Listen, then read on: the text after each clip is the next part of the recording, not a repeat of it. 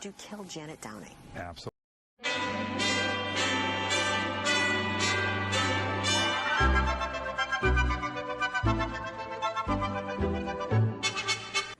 Did you kill Janet Downing? Absolutely not. So you're adamant you didn't kill Janet Very Downing? adamant. And if you really look at the evidence, you'll see the truth.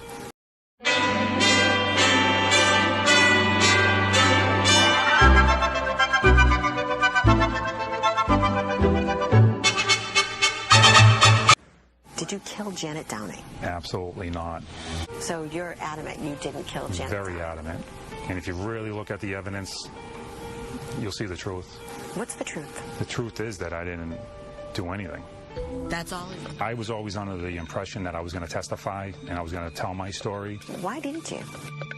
Well, it was almost the last day of the trial when I was just told, don't worry, they didn't prove their case, so you don't have to. I went in about 4 or 5 hours after to get the kitty litter box and the kitten. That was it. And what I seen, look at the evidence, to this see the day, truth. I don't wish anyone to see what I saw. I went in about Look at the evidence, 4 or 5 hours after to You'll see get the the truth. kitty litter box and the kitten. That was it. And what I seen, look at the evidence, to this day, you'll see the truth. I don't wish anyone to see what I saw. I went in about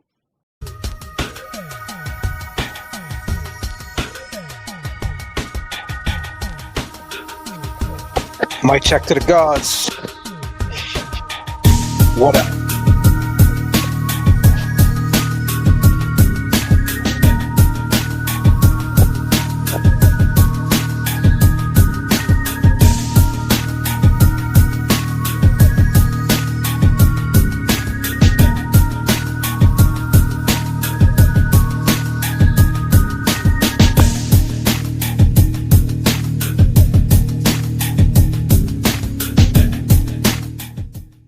What's going on, people? You know how this goes, right? We're number 3 on the runway. If you get some carry-on luggage, go ahead and put it up in the overhead compartments. We got plenty of room tonight. Plenty of room. You got a backpack? Please put that underneath the seat. Because your backpack will move in flight, so please keep it tight. But before you do, make sure you take out your Hershey Kisses, your Cliff Bars, your vapes, your nips, whatever your vice might be. Put your trays up, because I'm about to take you up to 39,000 feet. Turbulence in the chat keeps the plane rocking. We got goals in different area codes, ladies and gentlemen, so please populate them and let's get the conversation moving. We're expecting some clear air turbulence tonight.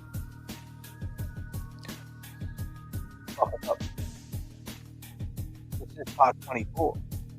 All as usual in Massachusetts. Who do you believe?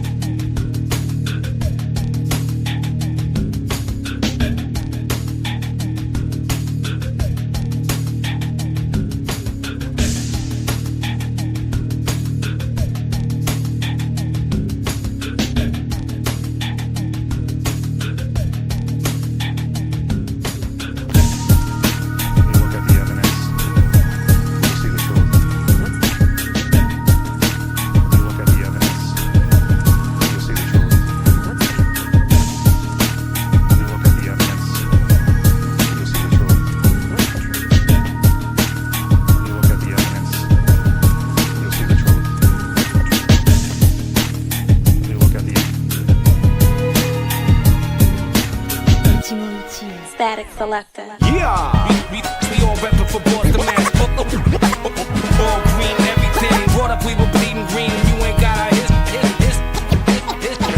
on. We all reppin' for Boston, Mass. All green, everything. Brought up, we were bleeding green. You ain't got our history on. And just like that, we want to see all green everything in the chat for sure. The panel has assembled tonight. Who we got up in here with us? I go by the name of J.F.K. I go by Jay Brillon. And I go by Kevy Kill. Kevy Kev's up in the building tonight. Jay Brill is up in the building, up on the flight tonight. Free Eddie O.B. We want to see Al Green. It's all right. What are you jumping out? No. I didn't even. You know what? I couldn't see myself at first up on the screen. Well, we could see you, buddy. Want to see All Green in the chat? For sure. Jay Brill, last night was a pretty interesting night, to say the least. Yeah. Got a little amped up a little bit. Yes, sir. Kev, you want to speak to that? Yeah. Adi. Adi said a lot of things, ladies and gentlemen. You want to go over it or what? Yeah, no, I think we should. I think we should break that down a little bit. Just, We definitely should. Oh, we're done. It's not, just guys let you know that it's 100,000%. 1,000%. Definitely breaking that down. Because what's the first thing? I'll throw it to Jay Brill. What's the first thing that stuck out to you? Stuck out to you. All of a sudden, he was there the next day. How about you, Kevy Kev 781 on the Cash App? The one thing that stuck out to me is like, you're gonna go in that house to get a fucking kitty litter box and then leave it with the people that are having a memorial for Janet. Just don't make sense, buddy. Well, to add to what my brothers are saying,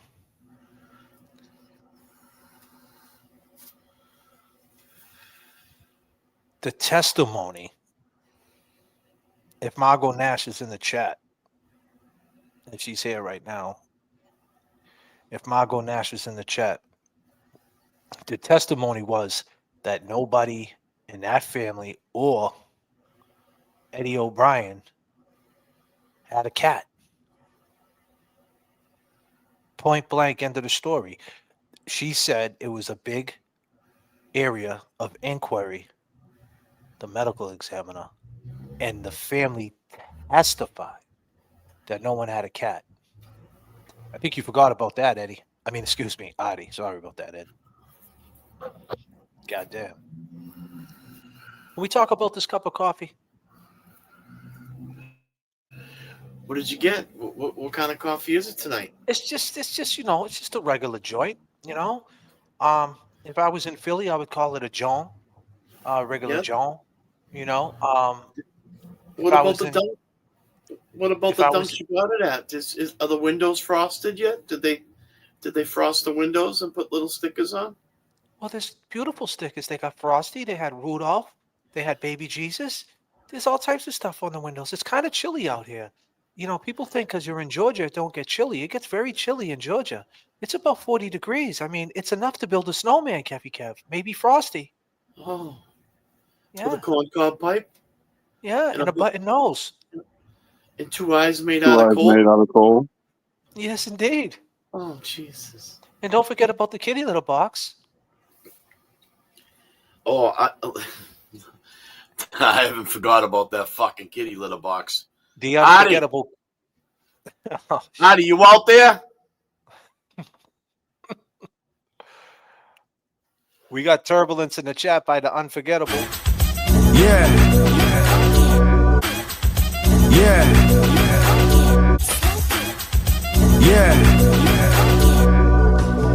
Turbulence in the chat. Can you hear me?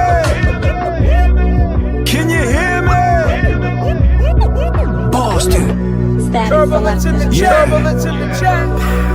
Boston.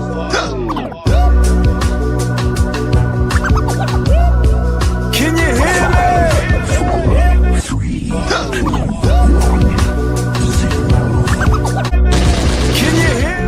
Static selected. Yeah. We're working too. Boston. I mean, my man had to run across 3 Yeah. We're working too. Boston. I mean, my man had to run across 3 lanes. Can you hear me? Static selected. Yeah. Boston. Can you hear me? Turbulence in the chat. Can you hear me? Can you hear me? Boston. Static selected. Yeah. Static selected. Let's start with a little turbulence in the chat. My favorite channel with my favorite people. Let's overload the DA's office with emails. Put pressure. Free Eddie O'Brien, the unforgettable. Then right after that, we have the one and only E-Pad. E-Pad, you come get me a moment, girl. Yeah, do I'm on your fucking escalator, girl. E-Pad, I love you, girl.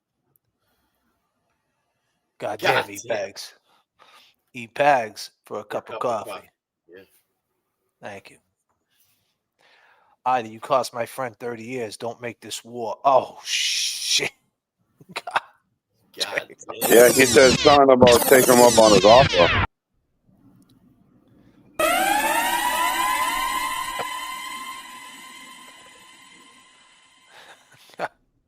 Damn. Yeesh.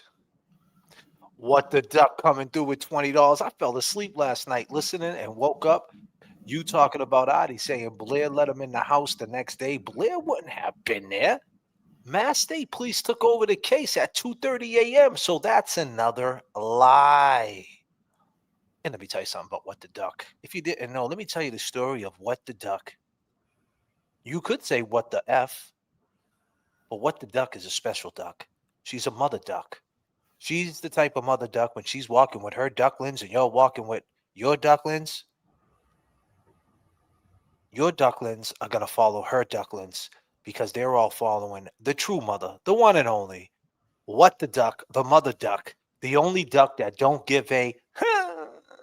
I fell asleep last night listening and woke up talking about Adi, saying Blair let him in the house. The next day, Blair wouldn't have been there. Mass State Police took over the case at 2:30 a.m. So that's another lie. And just to drop it like this, can we get to you, Kevy Kev? Can you hit her with the prop, please?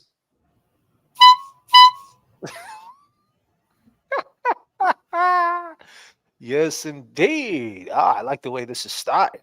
This is starting good. I like this. This feels good. And don't forget about our girl Renee and ICU, because I see you. I will be home tomorrow with my Cure Reagan dogs tomorrow. Let's go, people. Let's go. That's good news. Static selected. Renee's coming home tomorrow. He signs up for Renee, everybody.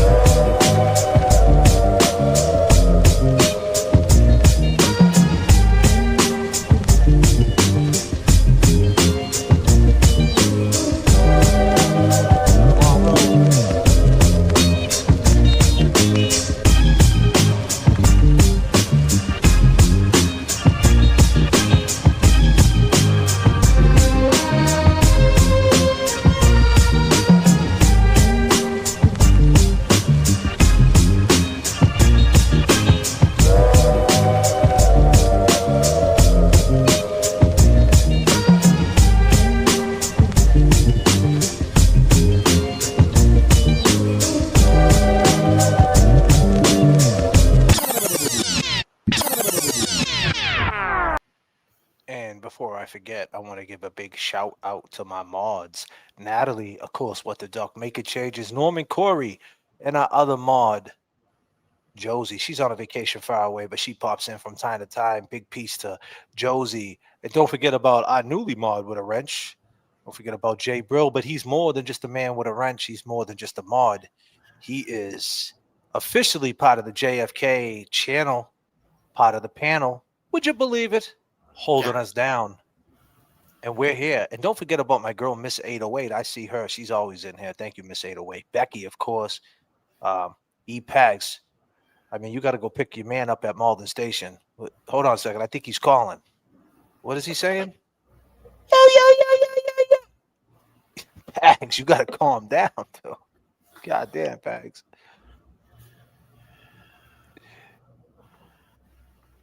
Yeah.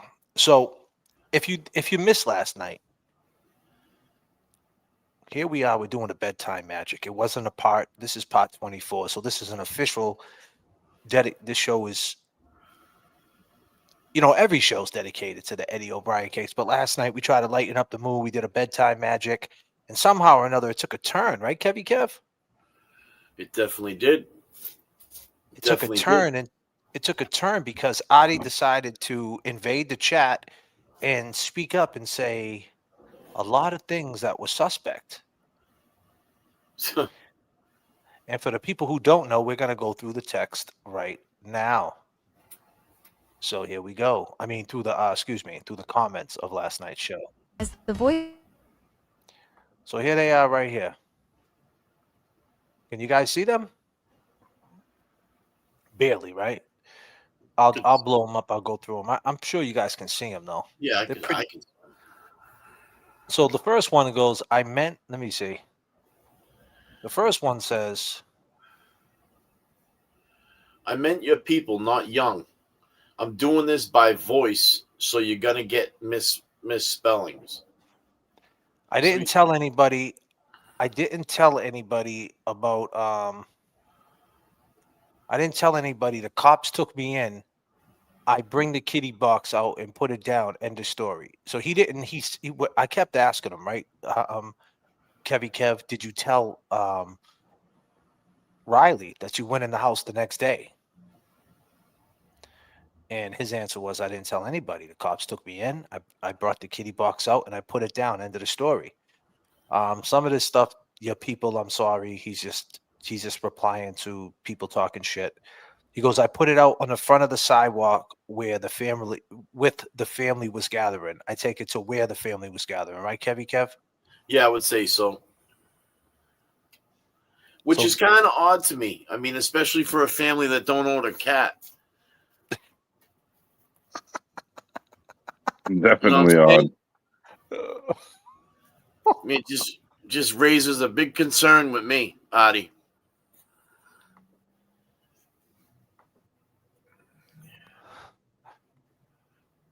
He also says,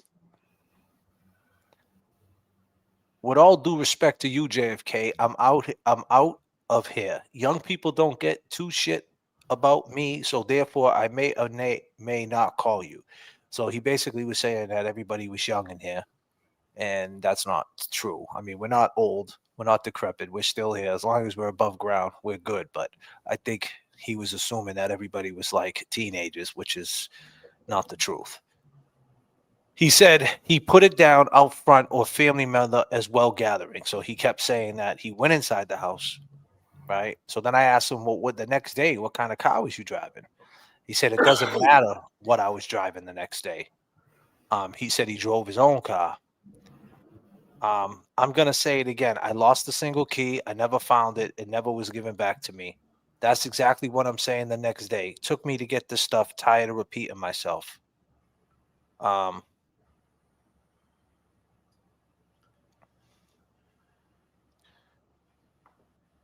me see. There's a juicy one, right? There's one that's... What stuff? So you got more than one thing?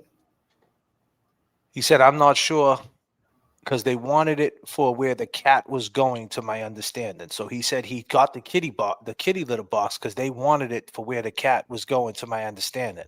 I'm not sure who took the cat out or the dog. My apologies. I misspoke earlier. He said the litter box was in the kitchen.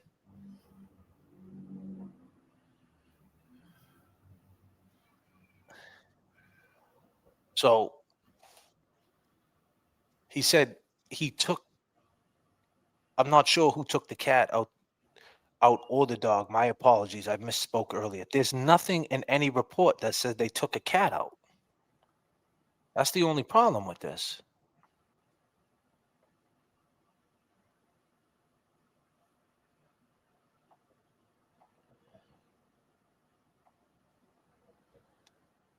I'm tired of you people blaming me. So, where's Norman Corey? Norman Corey circled something for me earlier. Let me see if I'm on this right thing.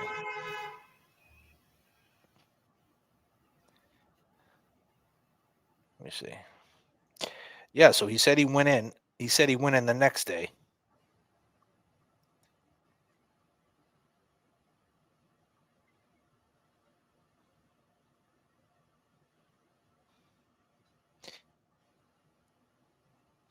I don't have that.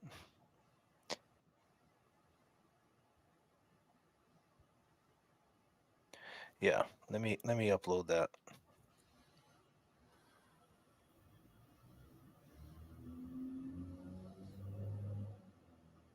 Talk to the people, Kevin, will you? I was just looking something up myself. Where'd you leave off? I could read some of these.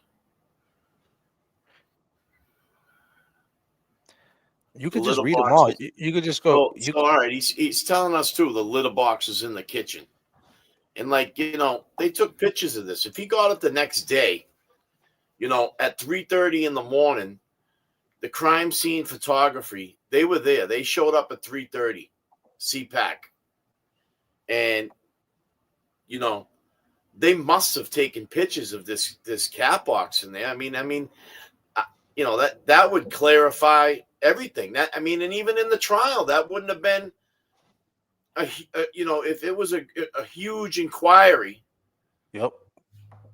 And they had a picture of a fucking kitty litter box in the kitchen. Mm-hmm.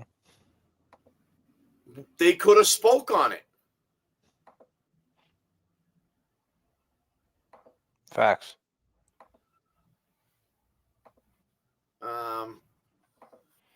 I got you. I got this one right here. This is one that we got to speak to.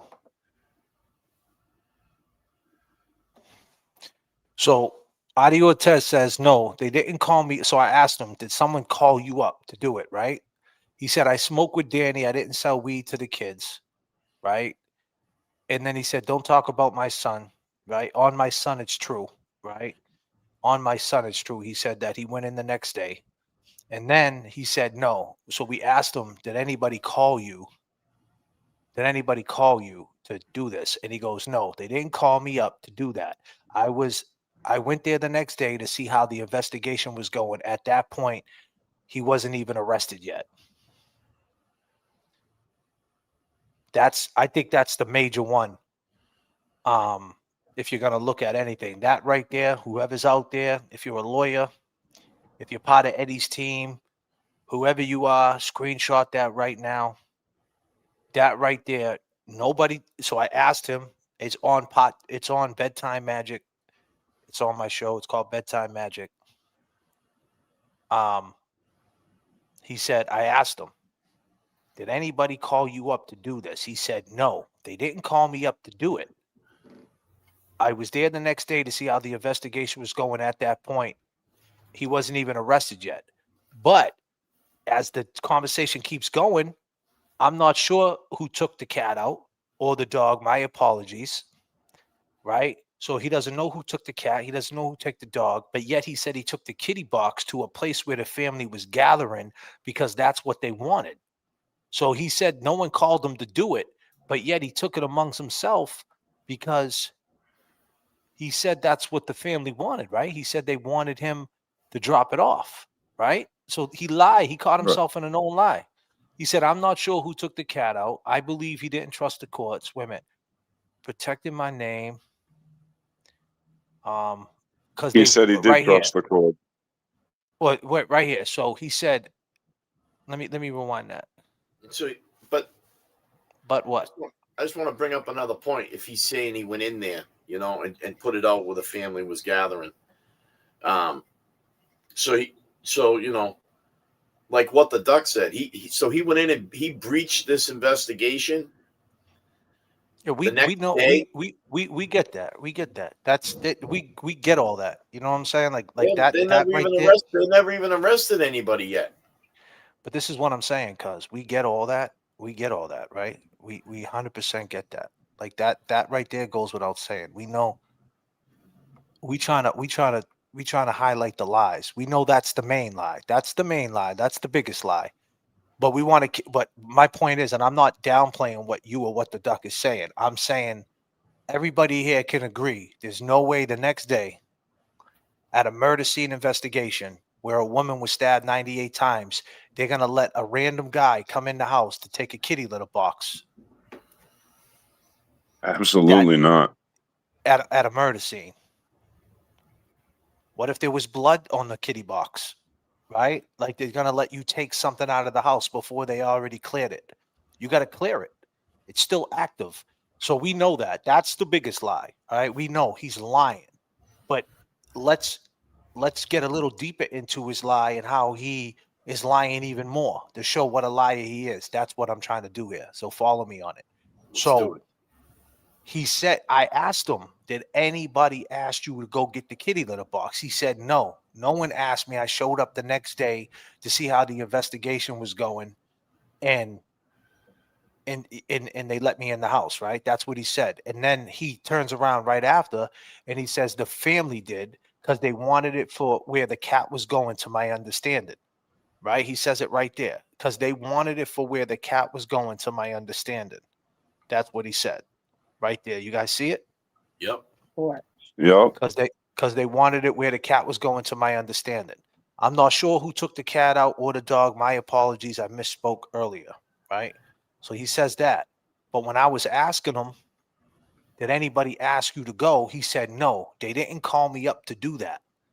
I went the next day to see how the investigation was going at that point that he wasn't even arrested yet. So they didn't call him up to do it. They didn't call him up to tell him to go to the house. That's what he meant. No, he's getting caught up. They didn't call him up to go to the house to do that. He went there the next day to see how the investigation was going. And at that point, he wasn't even arrested yet. So what are you doing the next day lurking around this shit? Fucking inserting himself. And who said this? Karen made a great point. Karen Dewin from Malden, Karen D. She said, why wasn't he with his fucking wife? Exactly. This is the very next day. Why wasn't he with his wife? The investigation's more important. You got to be on top of it. Right? So keep in mind, let's bring it all the way back, right? Because I want this presentation to be tight because this matters. This could be used as new evidence, right? So let's keep it tight, as tight as we can. Because we're anxious a little bit. Or should I say passionate? So we first asked Artie, did he ever go in the house? And he said, his words were, I went in about 4 or 5 hours after to get the kitty litter box and the kitten. That was it. And what I seen, to this day, I don't wish anyone to see what I saw. He said that he went in the house. We started going over a lot of testimony, right? And one of the things we found that the scene wasn't cleared, and you found at 3:30 in the morning, a photographer showed up, right? So if he went 4 or 5 hours later, there was no way, right, Kev? There's no way. I mean, they haven't even taken pictures of the inside of that house yet. And we're not talking about local police either. This is, this investigation was taken over by the Mass State Police. What the duck might have clarified that around 2:30, an hour beforehand. Mm-hmm. And he claims he went in 4 or 5 hours to get the kitty litter and the cat, right? What would have been 2:30? Which would have been 2:30 around that time. Point is, we came to the conclusion that's all a fucking lie. So as we put the pressure on him, right, Jay Brill? He turns around and he says this. I gotta find it. God damn, man. I'm a walking screenshot on this fucking images. God damn. God damn, Adi, man. You're spinning my head. He said this. Well, he said, I said the cats because I wanted to see how you guys would run with it and see how you really are. I went in for the dog food. That's it. Yeah, I know you're going to say I'm lying, but whatever. So now he says, I said the cats because I wanted to see how you guys would run with it and see how you really are. I went in for the dog food. That's it. Yeah, I know you're going to say I'm lying, but whatever. So to add to what we were saying at the beginning, we said he never went in the house because of the timeline of the state troopers being there, and we found out there was a dog. Right. Huh. So now we're like, well, you never even mentioned there's a dog. So these dogs live with the cats. Then we asked Margot Nash. Margot Nash said in 30 years, she never heard about cats. In But 30 years, go ahead. And as we're going through the investigation and reading these documents, there was multiple cat hairs on Janet. Multiple cat hairs. So and as we talked to Adi in the investigation, our investigation, we talked to him. We asked him, what do we think about the time there was cat shit hanging up in the basement?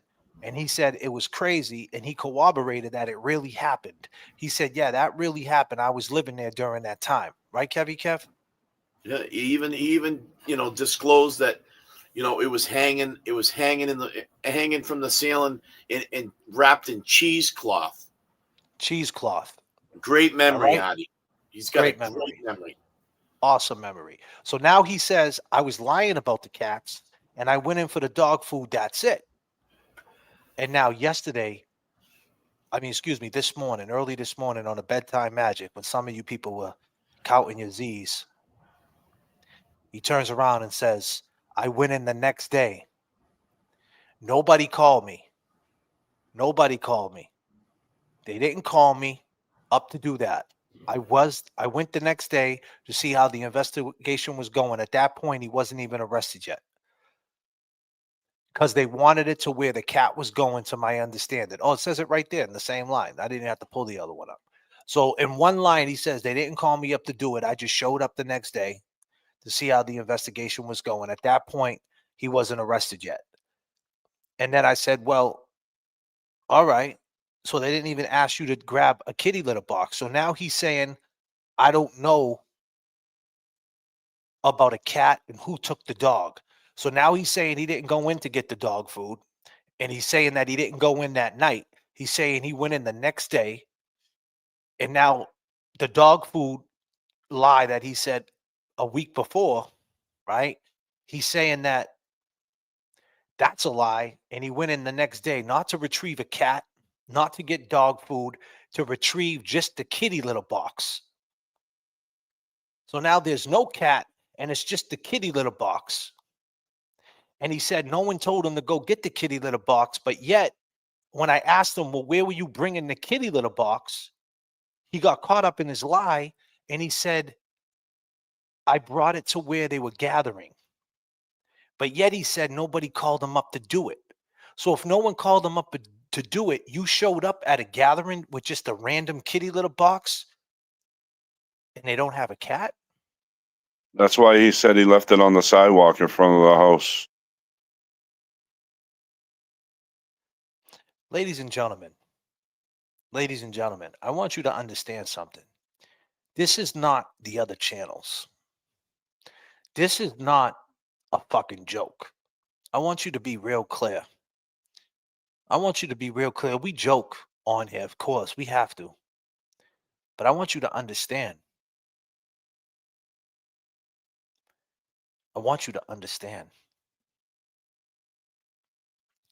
30 years, this man, the day of trial, Mr. Riley sat up on the steps and said it was an injustice that we bring up this guy Adi's name. There's no proof.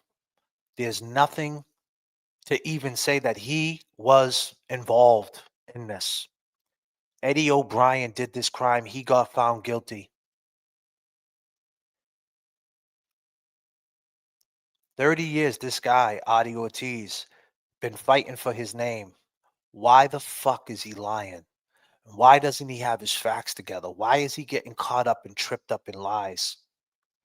Why is Adi Ortiz lying, people? You think that he would be very careful what he says. You think he would want to be as truthful as possibly can, just because now he has the opportunity, because in 1997 on the courthouse stairs, Trisha O'Brien said Adi Ortiz killed Janet Downing.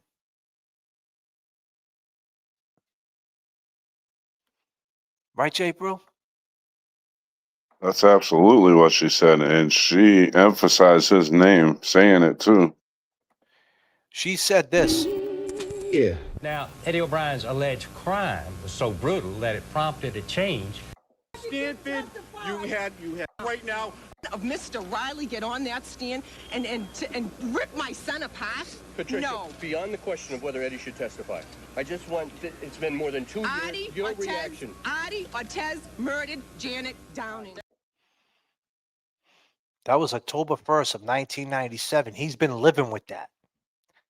Now, if I didn't kill anybody, and I was accused of killing my sister-in-law, well, their son, their 15-year-old son, went upstate. This is October 1st of 97. This man, Adi Ortiz, he was 30 at the time. He's 60 years of age now, maybe a little older. But the point is, time went by. Life goes by. Isn't that a trip, the way life goes by? But this is not a joke, ladies and gentlemen. This is not no fucking, hey, everybody, check out the screenshots. Hey, everybody, this one said this, and this one said that. Emoji. Here's a Cash App. Here's a Turtle Chat. The fuck out of here. Beat it. If you're about that, do me a favor. Bang your head off the sink and fall all the way back. If you're about that. Okay? Because this is not a joke. We're not joking on this fucking page, on this channel. What you're seeing right now in real time, you might be seeing a murderer who got away with this. His lies unraveling right in front of your fucking eyes, and with the help of all you people. That's what you really might be seeing. You might be seeing that if they run that DNA underneath the fingernail clippings of Janet Downing, it could come back to Adi Ortiz.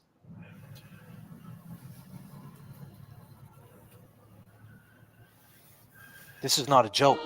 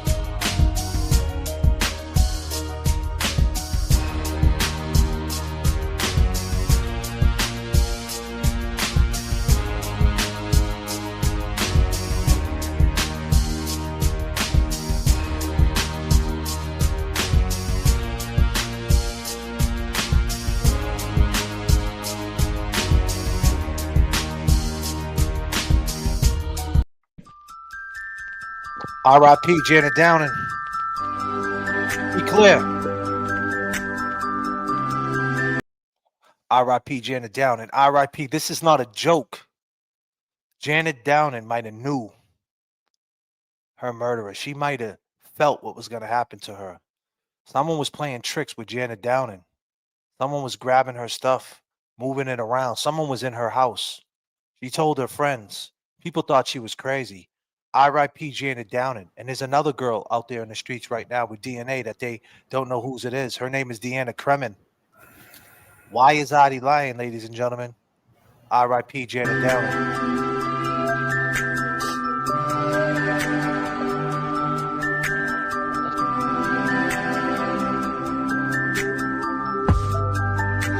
If I had no more time left to be here, would you cherish what we had? Everything that you were looking for. If I couldn't feel your touch, then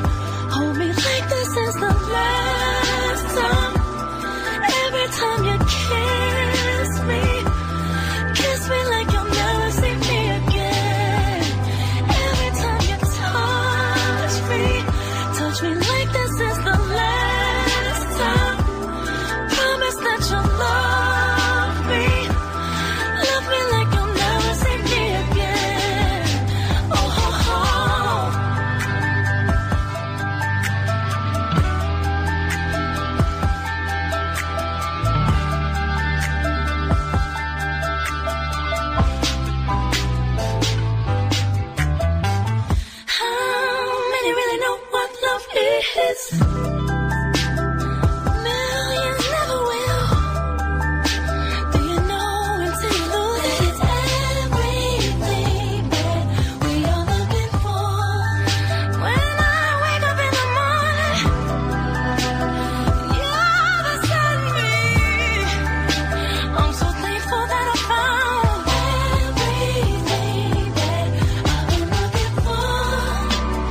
I don't wanna forget the present is a gift, and I don't wanna take for granted the time you may have here with me. 'Cause Lord only knows another day is not really guaranteed. So every time you hold me like this is the last time. Every time you kiss me like you'll never see me again. Look for me, baby. Touch me. See, we don't really know like this is the last time. See, everything we never know is that you love me. I want you to promise me you'll never see me again. Like you'll never see me again.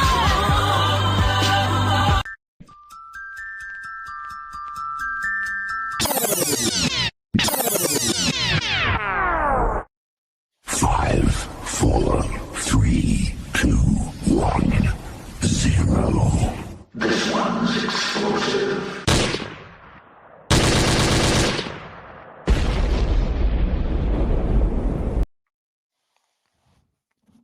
Adi Ortiz says, no, they didn't call me up to do that. I went the next day to see how the investigation was going. At that point, he was not even arrested yet. But Adi, this is what you originally said, buddy. This is what you originally said. I went in about 4 or 5 hours after to get the kitty litter box and the kitten.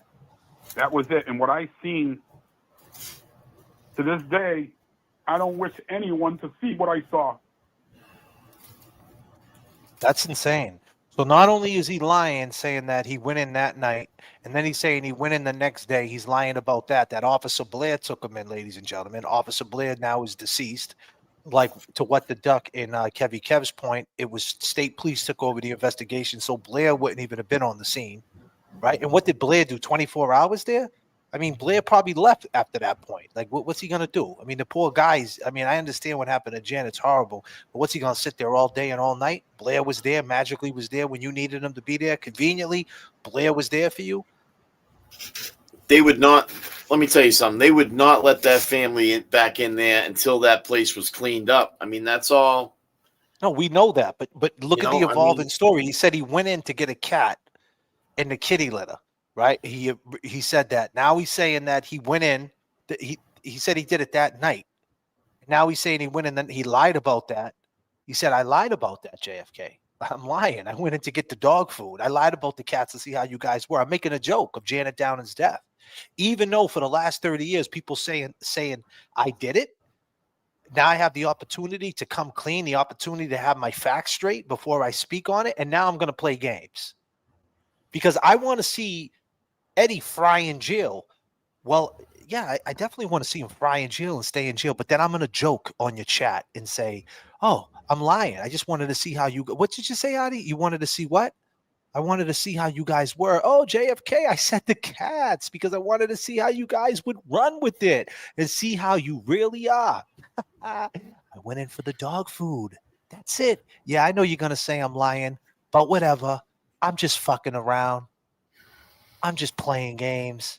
Although I'm in my feelings that people saying I killed her, although I'm showing up at parole hearings pointing the finger at fucking Eddie, although I'm all over social media saying what a monster this guy is, but I'm just going to play games with you guys.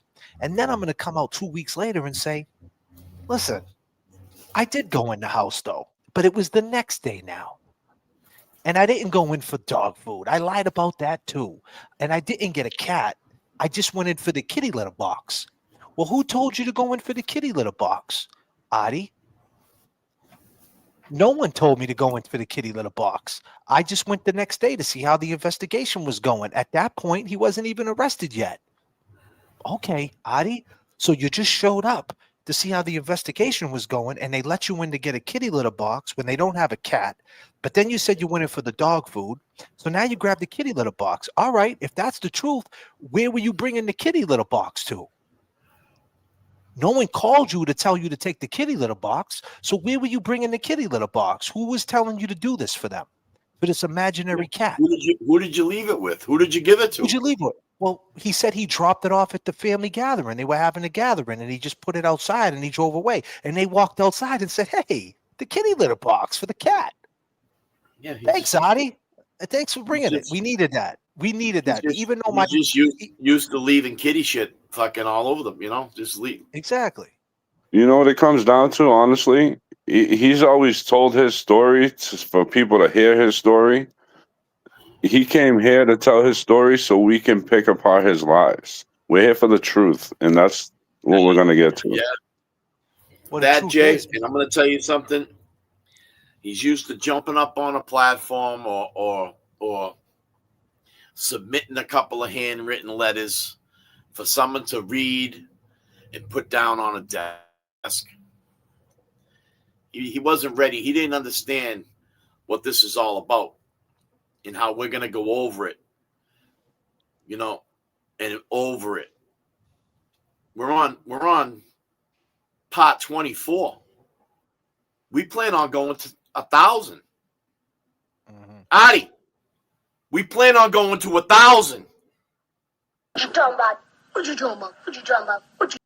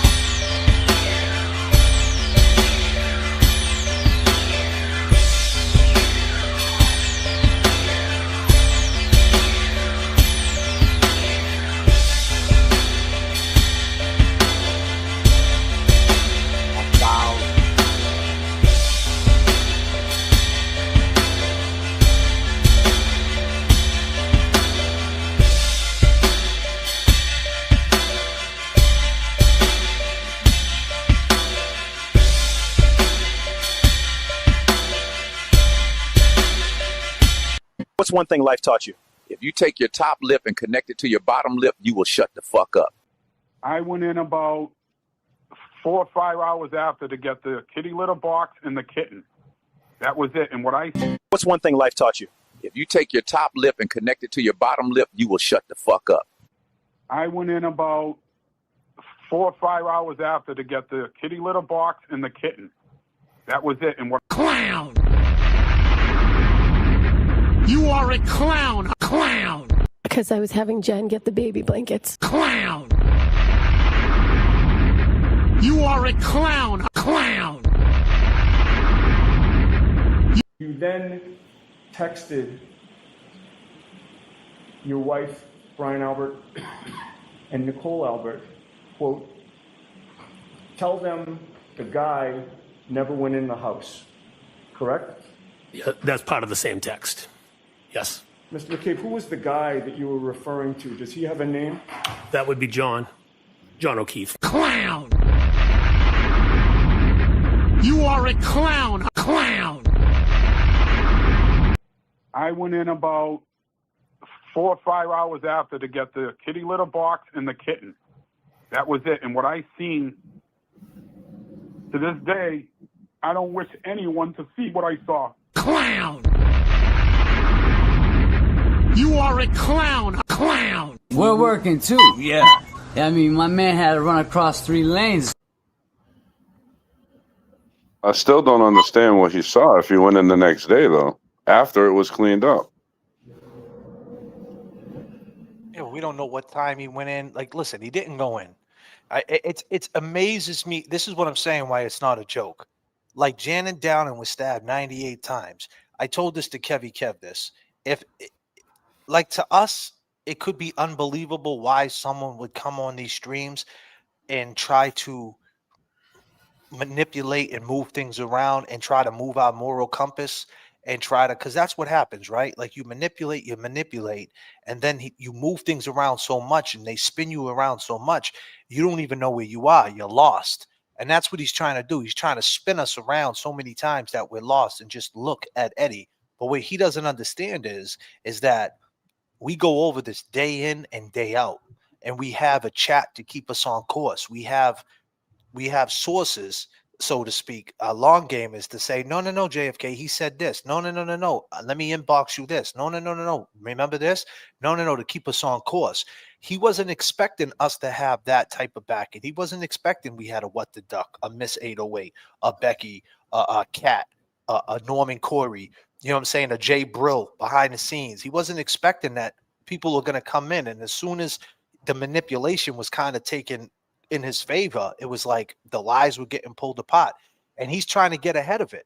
And if he did do a crime like this, I think that he's listening. When Jimmy said that this Rule 30 motion, remember I said this to you early, Kev, this Rule 30 motion, Jimmy said that it could go in front of a judge, and a judge could just see it the way we see it and accept it, and the whole process could happen fast. It doesn't have to happen slow. A couple months. Oh, right? So it could be a couple months or a year from now, or 2 years or 5 years. I mean, it could be either one, right? But I think Artie knows that in his heart of hearts that if Eddie is innocent, then justice will prevail, right? Like the tide has to turn, right? Like the tables always turn. So if you actually did do this horrible crime and blamed it on a kid at the time, like that's a hard fucking thing to live with. And so that's why I don't think it's a joke. I think that, if you really put it into perspective, we're watching a man basically confess to this, because these lies don't make any sense. He doesn't have to say a word. Like what does he care about being in the house? What does he care so much about Eddie? Like if Eddie's doing 30 years and they have all the evidence and that's it, what does he care? Maybe his guilt is eating him up and he's trying to get caught now. No, well, maybe the DNA underneath them fucking fingernails is eating him up. You know what I'm saying? That too. I mean, it's not that too. It's that part. You know what I mean? Because if it's like that's all it comes down to. Because he would take a stance at that point, would be like, hey, okay, there's DNA underneath the fingernails. Let's run it then. Let's see who really killed Janet. I mean, he cares so much about Janet, right? R.I.P. Janet. He cares so much about the family having closure. He cares so much about what happened. I mean, he was there. He's seen it. I mean, he said he lived with her. They had a great relationship. Okay, so let's take him at his word. And if that's the case, if it's possible that some other asshole in that neighborhood did it, maybe John Roberts did it. Yeah. Maybe, why wouldn't you want to know? And, another good point to bring up is that, whoever's DNA is under Janet's fingernails, wouldn't you like to compare it to Deanna? Right. Clemens? Of course. Right. I mean, absolutely. Hey. Right. I mean, that happened. That happened in March. 3 months before Janet, when you got thrown out of the fucking house. Mm-hmm. Right around the time. Were you angry? Were you pissed? Were you mad? Did you have nowhere to go? Were you just driving around? Did you see Deanna? And she was like, hey, Adi, man, can I get some weed? Like, you knew Deanna. And that's the scary part. That's the scary part. Yeah. So if you... Good. What I'm saying is, if that's the case and you had nothing to do with this and there is DNA underneath the fingernails, Adi, right? And wouldn't you want just for shits and giggles, so to speak? I mean, that might not be the right wordplay, but just to do it, to run that DNA underneath them fingernails and like Kevy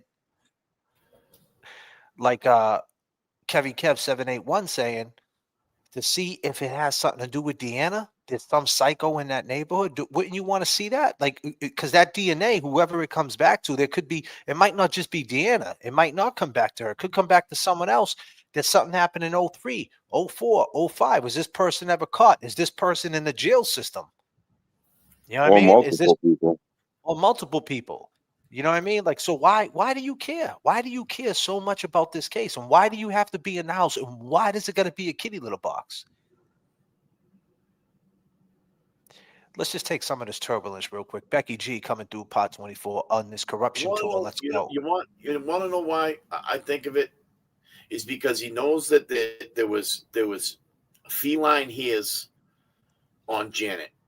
Yeah, and we know that 100%. And if he says, "Well, I went in to get the kitty litter box," so that could be why I would have had a cat here on me. She had cats. Or vice versa. Anybody could have touched. You know what I'm saying? Right. Do they have anything? Did they ask for, clothing or anything? Do they have something of Adi's other than his DNA? Well, I'll tell you what we got. We got his words, and we got him lying 30 years later after the fact, right? We got him changing up his story. He went on, what do you call it? He went on True Crime Garage, and he said he showed up the next day when he seen the blood, right? And he said to us that he seen it that night, but he didn't know what it was, and the cop seen it, right? So he talked shit right then and there, right? So we also got the cop gave the key back. He got the car towed. The very next day, he's back at the scene. I mean, that's crazy. I mean, regardless, you're saying you went in that night, and then you're saying you showed up the next day. Why would you show up the next day? Why wouldn't you be with your wife? Why'd you have to go there the next day? Nobody was there. You said initially when you showed up, you didn't care about anybody else. You just cared about your family. You know from your wife, if you spoke to your wife, and what time was it? And that's what I'm saying. You left there at 2 a.m. You know what I'm saying? Like, your car didn't get towed until later on that night, until at least 1 a.m. You stayed with Gina and Danny. You hung out. So what time did you go there that morning, the next day? And why did you go there? You wasn't living there. Carol wasn't there. You wasn't with your wife. Your wife was fucking mourning. What were you doing driving around Somerville when your wife is home in tears? Can't believe that her sister got murdered. What the fuck are you doing there? Someone had to have been in the house or in that cab. No, you know what it is, bro? He wasn't there. That's a fucking lie. He wasn't there. He never went there. It's a fucking lie. He might have drove by there, and he never went in that house. I can assure you that. That's a fucking lie. For some reason, he got to put himself in their house. There's something that he has to put that out there and say, hey, I corroborate that story. I said it back in December of 2025. I said it over here. I said that. Look, this is nothing new. I said this before. Like, he's planning on the future. Maybe he looked into this. Oh, it takes about 2-3 years for this appeal to go through. So if this happens and they start knocking on my door, I could say, hey, I could come up with this story, and they could say, well, hey, why didn't you ever say it before? Well, I did say it. I said it over here. That's a good point. My question is too, but now that we're talking about this, hold on 1 second. Let me take some of this turbulence. My bad. Yeah. People are just asking questions. Becky gifted 1 JFK membership. He's gonna need a helmet. Aaron Murphy says. Becky G says, "Hey JFK, Kevin, Jay Brill. What up?" Cynthia coming through. Goals. I believe in Eddie. Thank you, Cynthia. The unforgettable, like she said, let's start this off right with some turbulence. E-Pags giving us some coffee. What the Duck said, I fell asleep. No cops are there. Renee's coming home tomorrow. E-Pags again. Dior and Prada are pissed and said, respect the litter box. For sure. Norman Corey comes in. 2 weeks ago, he said he took the cat in the litter box and said he was lying. Then he just took the litter box and someone else took the cat. Exactly, Norman Corey. And he said that he only went in for dog food. Yeah, and he said he lied about all that altogether. 3 different stories. 3 different stories. Then he says he misspoke. Misspoke, outright lying are very different. The truth isn't a choose your own adventure book, Adi. Thank you, Becky G. Becky G is very passionate about this. We got Oxymoron saying, did Adi testify for the prosecution? No, he was supposed to testify for the defense. Well, I was going to say that's part of my point. Was there ever a handwritten statement from Adi? Jay, bro? I think there is. Yeah, there is. There's I'm none of pretty that, sure though. you have it. And keep in mind, he never told Riley that he went in the next day. You wouldn't tell these motherfuckers that you went in the house. Like, you're being accused at that time. You wouldn't get ahead of it then and be like, yo, not for nothing. I went in that fucking house, man. I hope that I didn't touch something and they're going to blame it on me. I mean, Jesus Christ, I didn't do this. I'd be fucking scared to death if it was me. If I really didn't do it, I'd be like, yo, I went in the house to get the kitty litter box. God damn. I'm just letting you know right now. I went to grab the kitty litter box, man, because, I was just trying to help out. Just to let you know, I just want to put that out there just in case, they find my fingerprint or they took a picture of the kitty litter box and the kitty litter box disappeared. I just want to let you know. He never told anybody. How weird is that? Why wouldn't you tell why? But yet you didn't tell anybody and the cops never put it in reports. I already came here the next day to grab the kitty litter box. They would have to. Even if they let you do it, they would have to report it. They cannot not report it. It's back to the parallels of Brian Albert and Maddie McCabe and all them. We showed up the next day. They're outside the house right now. They're outside the Asian house right now taking pictures. Why the fuck are you showing up the next day worrying about why they're taking pictures of your house? Why are you so worried about that if you had nothing to do with it? Same type of situation. Leslie says, for the holiday spirits and the elves on the shelves, all love, Les and Neil, Michigan Lawn Games. I appreciate you, girl. Once again, our girl Lisa McDonald coming in with big turbulence. Hold on a minute, guys. I need to take it up to 39,000. Yeah.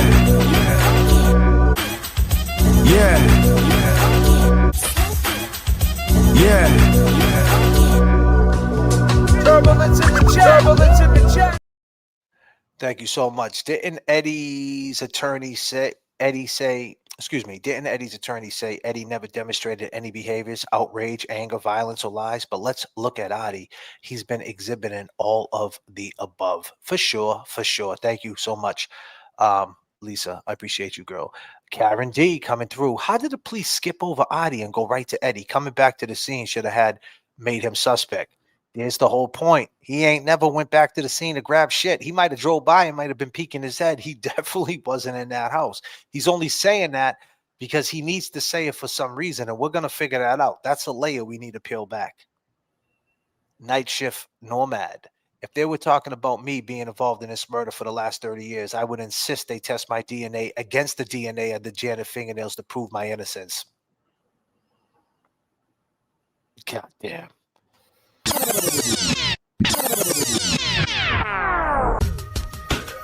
If people were talking about me being involved in this murder for the last 30 years, I would insist.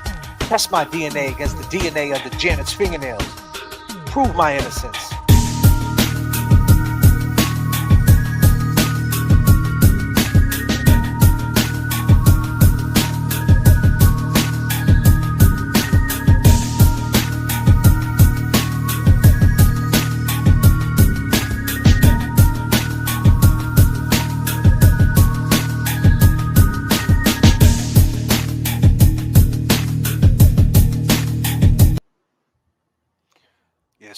Yes, indeed. I like that one. Night Shift. Missy Beats, keep up the great investigative work. J.F.K, Kevin, Jay Brill. We appreciate you. Thanks for all the turbulence, people. Thank you so much. Go ahead, Kev, man. Take the wheel, man. I know you wanted to talk. Go ahead, brother. I just wanted to get through that. Yeah, I was curious about Adi's testimony. Not testimony, but his handwritten statement. I was looking through the records. I wanted to see it. I just feel like, for some strange reason that, Riley kind of distant. He put some space in between Adi and this investigation as well, to the point where he even spoke on it at the end of the, in a conference, See, this puts me back to Ryan. Maybe Artie's putting himself there to keep the heat off of Ryan. Good possibility. You know, Paul had a statement. Paul, like, he had everyone knew where he was. No one knew where Ryan was. No, like, if he went swimming with all his friends, don't you think all his friends would have went back to his house with him? They're all hanging out.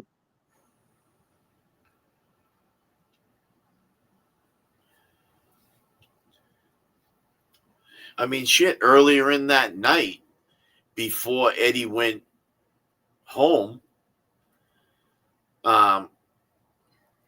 you know, in Eddie's statement at the police station at 2:30 in the morning was that he was there earlier that day playing video games with them. You know, they were in there playing Sega.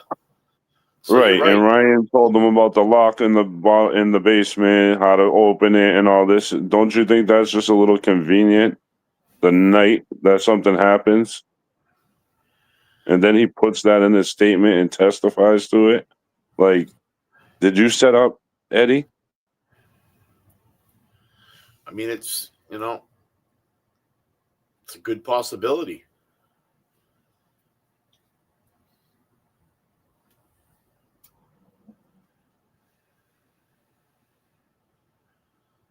I need to get a hold of Ryan. You know, I mean, to be honest with you, too, you know, you would think that Adi would know a little better. I mean, if he rapped with, you know, getting rid of a few little nickel bags here and there, and he was doing his thing, and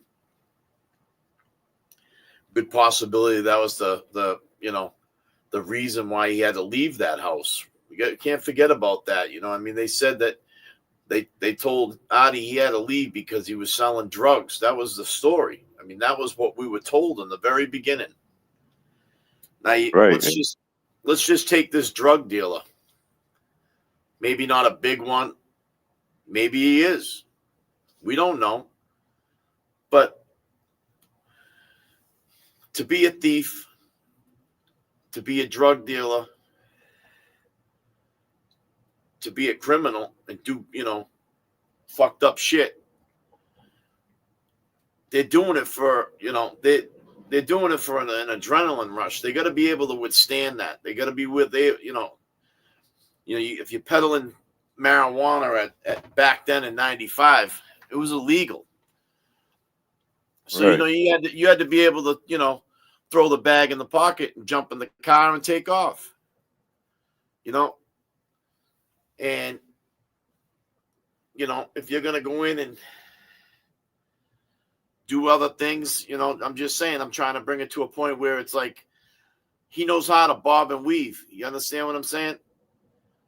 Almost definitely. So you would think that at this point of his life, if he's been doing this a while, you know, he would know how to bob and weave. He has been bobbing and weaving, but he's not bobbing and weaving our punches. But what I mean is he's always bobbing his head back into this case. And he always will until he goes to jail or until we find out the truth about whose DNA is under Janet's nails and who killed Janet. He's always going to be in it. It's been 30 years. He ain't going away. Until this is over and the truth comes out, he's not going away. He's in this chat right now it's lurking. You know he is. Howdy,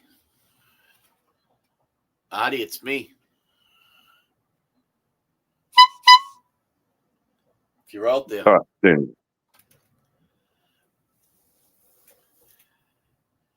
If you're out there. He's definitely out there. He's just someone in the chat's gonna say something that's gonna make him answer, and that's when you're gonna see him. Just like every other night.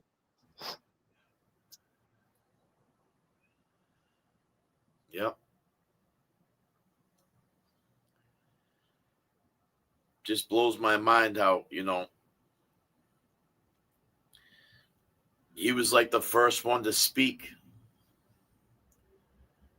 Yeah, he was know, one of the first like ones. one of the first ones that he wanted to come up here and lay down the fucking bread trail. Story time with Adi. Yep.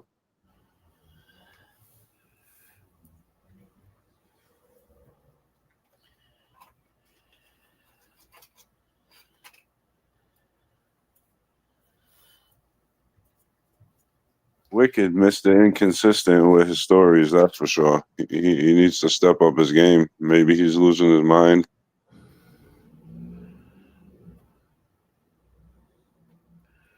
I don't know, man. I feel like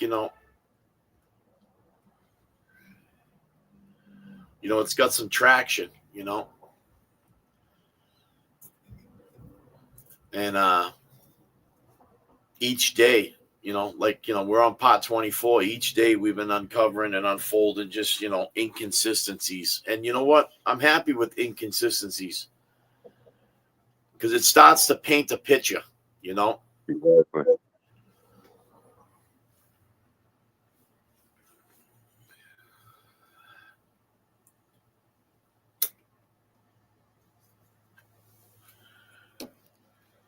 Well, I see a big picture right now. He painted a real big picture.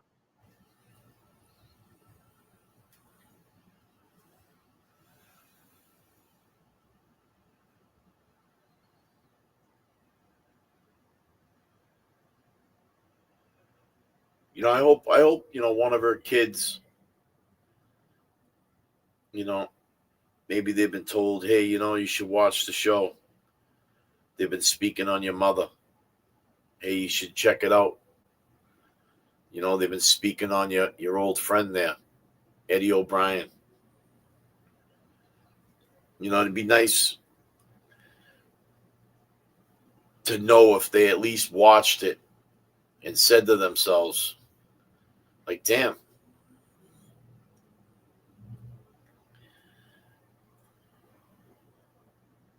Like, why wasn't our uncle with our aunt?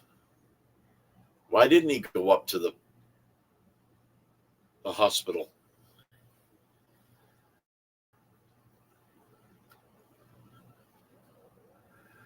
Why is his cab getting towed from there?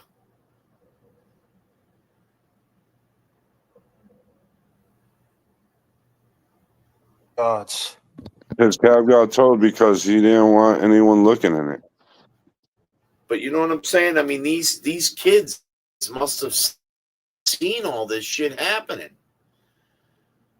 Like, I get it. I mean, I understand these kids were at a time of they were mourning. You know what I'm saying? I mean, they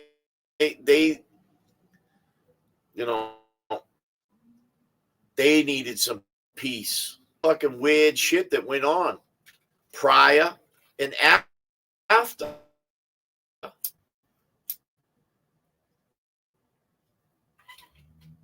Kids might say to themselves, damn, fucking our uncle's talking about fucking cats and we didn't have cats, but there was cat shit hanging in my fucking mother's basement.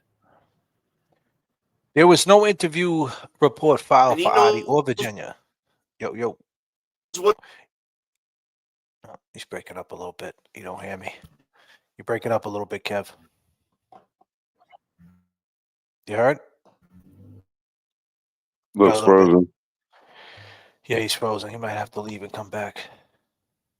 A little bit of turbulence. Let me help him out.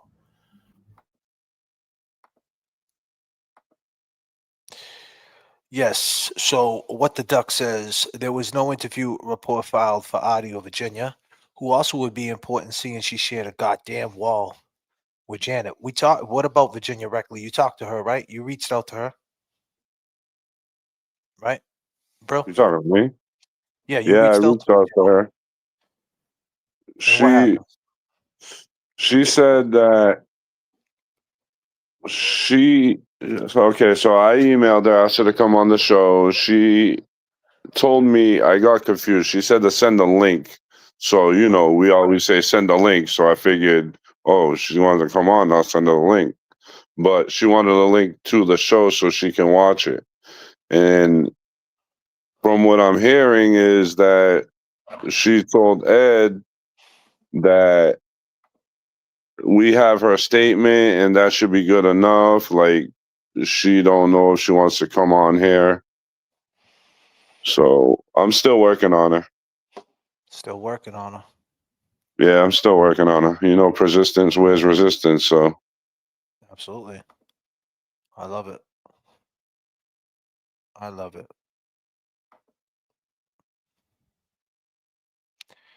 And not today, Satan says, if you pull up seriology, report Adi is possible contributor in some of the blood samples tested. Did I say that right? Serology? Serology? How do you pronounce that? Serology? S-E-R? Serology? I don't know what that means. Let me Google that. Serology report? Your man J.F.K. is not hip to that. Sorry, I don't work for CSI.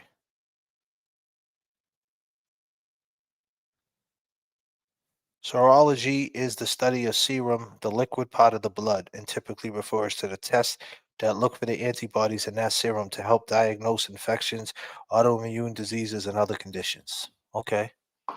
Some blood shit. I get it. Well, there you go. It equals blood.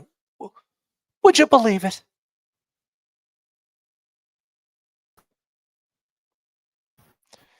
Kev's having technical difficulties. Kev, your internet's tripping out. I hate when that shit happens. yeah, that happened to me the other night. Let me see. What's this one right here?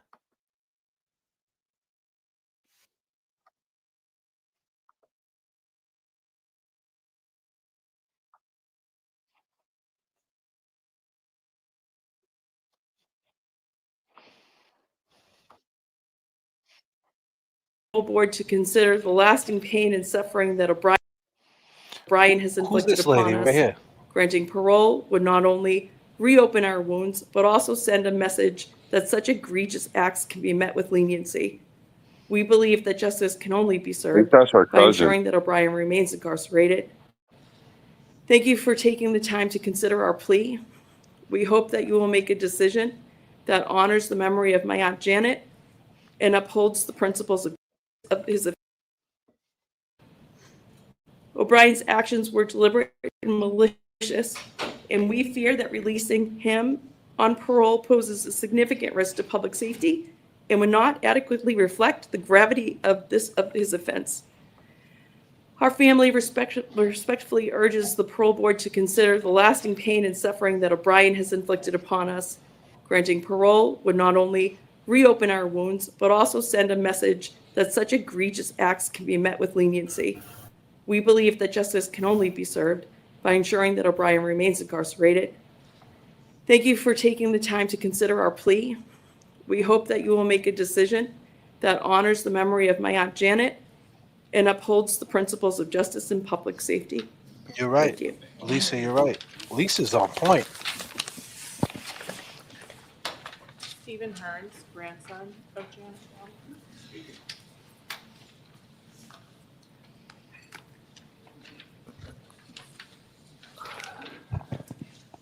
Good morning. Good afternoon. Good afternoon now. It's been a long day already.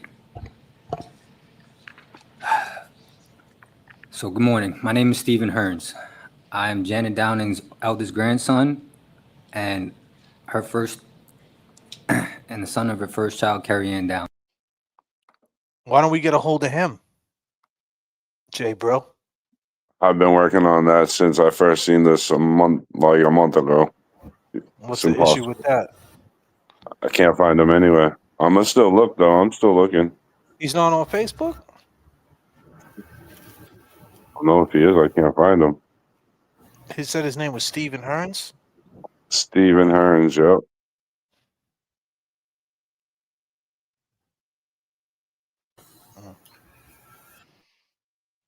I even looked at all their friends and everything to see if he was in there. I couldn't find him in none of their profiles or nothing.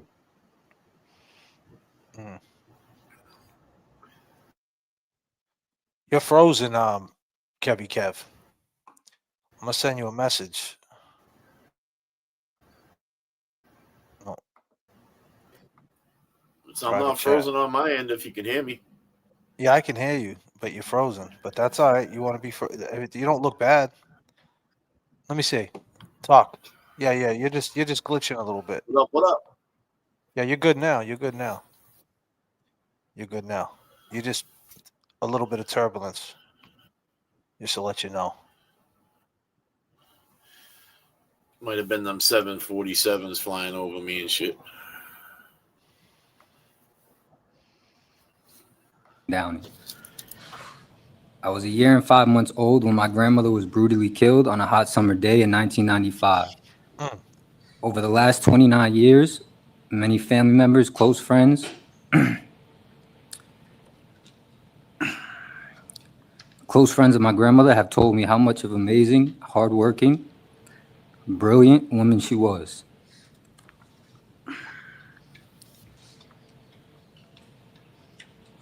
Sorry.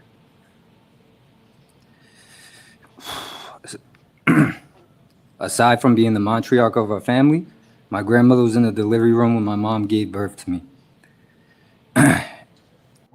Like this story must have been pumped in his head for years.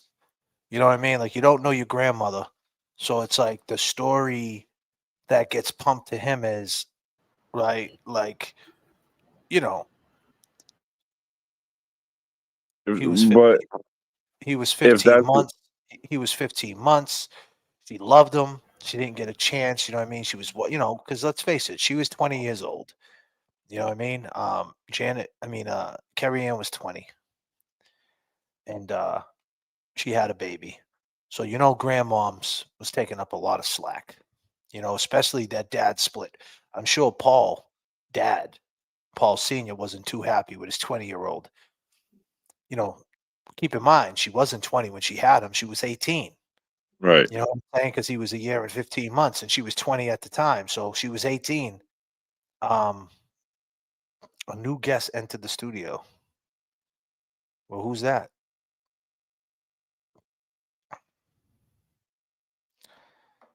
Kev, man, your shit is fucking wigging out, my dude. But wouldn't you God think, damn. honestly, There you go. if you're hearing all these stories about your grandmother and all that, would you really need to read word for word off a piece of paper without no, like you're not reading from the heart, you're reading from a piece of paper. So who wrote that for you to read?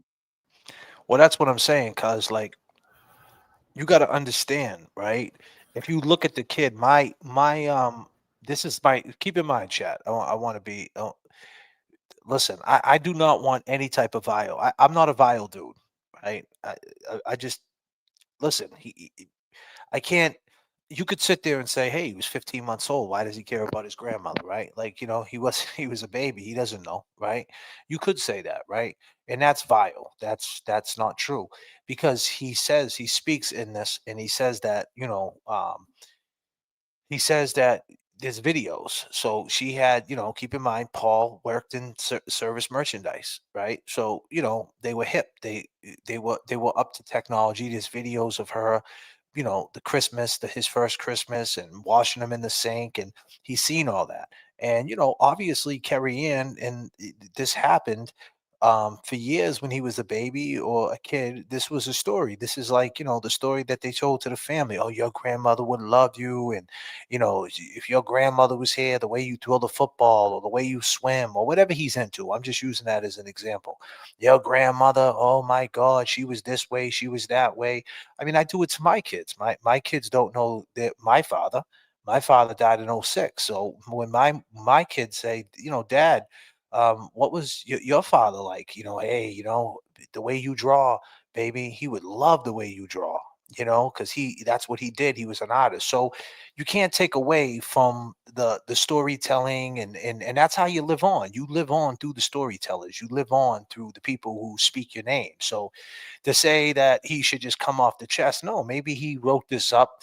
Maybe this is what he's good at. Maybe he's a writer. Maybe he wanted to write it. Maybe he wanted to somewhat perform this because he truly believes that she got a bad deal. And based on what they tell him of how the crime happened as he got older, explaining what happened to her, that there's a kid across the street peeking in her window and decided one day to go across the street and stab his grandmother 98 times. Maybe he's just like, damn, finally I get to speak on this. Like my whole life, I didn't get to speak on this. I never had a part in this. You know, I was there, and rightfully so, he was. He was there. He might have been a baby, but he was there.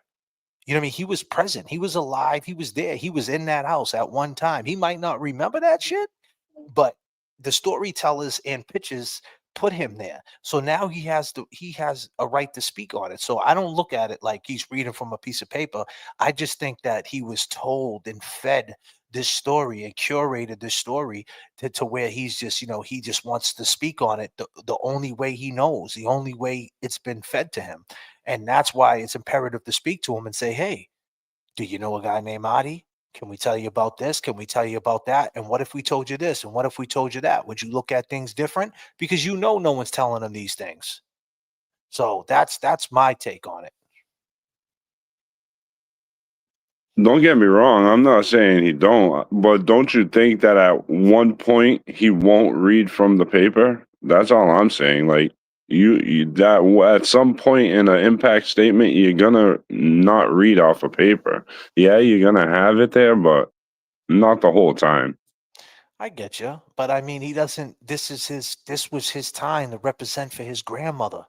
This, you know, what I mean, this was the time that he finally got to speak for his grandmother. This was the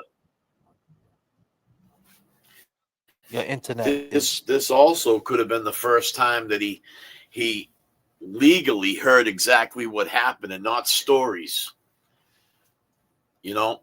Yeah, but he wrote it prior this to could that. be the first time that he was ever sat in the same room as the person that was convicted for killing his grandmother. Bro. Those matter. Those things, those factors matter. It's 1,000%. It's the first time he ever sat in a room with the killer. It's 1,000%. You know, unless he was in the room with the killer before when he was a tiny baby and he doesn't remember. But that's what they, you know, think about it. When he was 5 years old, right? It was only 5 years since she was brutally murdered. And, you know, he's 5, 6 years old. And it's like this is the story, man. This is part of their story, part of it. Like you can't, that's what I'm saying. This story to me is very touchy because you can't say to the people who went through this, say, hey, you guys are fucked up that you don't want to run that DNA. No, they're not. They're not fucked up because they think that way. They don't think that way. What like it's the same way Peggy O'Keefe thinks that Karen Reed ran over her son. Like you can't like. Are you all right over there, buddy? What are you talking about? I don't know what's going on. I gotta kick Kevy, your internet's crazy, bro. You gotta fix that, bro. I don't want you to say. I don't even know if you know that you're on screen. You're talking to somebody. I don't want you to say something that you don't want to say. But my point is, you can't say that. Like the victims and all this, you can't say this when you got a DA in your ear and you have DAs telling you what to do, and you know you believe in the system. Like, you know, it's you can't blame them. You know, it was set up that way. It was set up, you know, it was set up that way that he did this and that's it. And they don't want to believe. They don't want to believe that Adi did it. They just don't. You know. If you Yeah, I get it. You know, but I hear what you're saying though. I'm not saying what you're saying is wrong about him coming off his chest. I just think that as a young kid, you know, he probably wants to get it right. He probably wants to get that moment in time, that space in time. Like to him, this means a lot. You know, this is something. This means a lot to him. You know, because he finally gets to speak on behalf of his grandmother.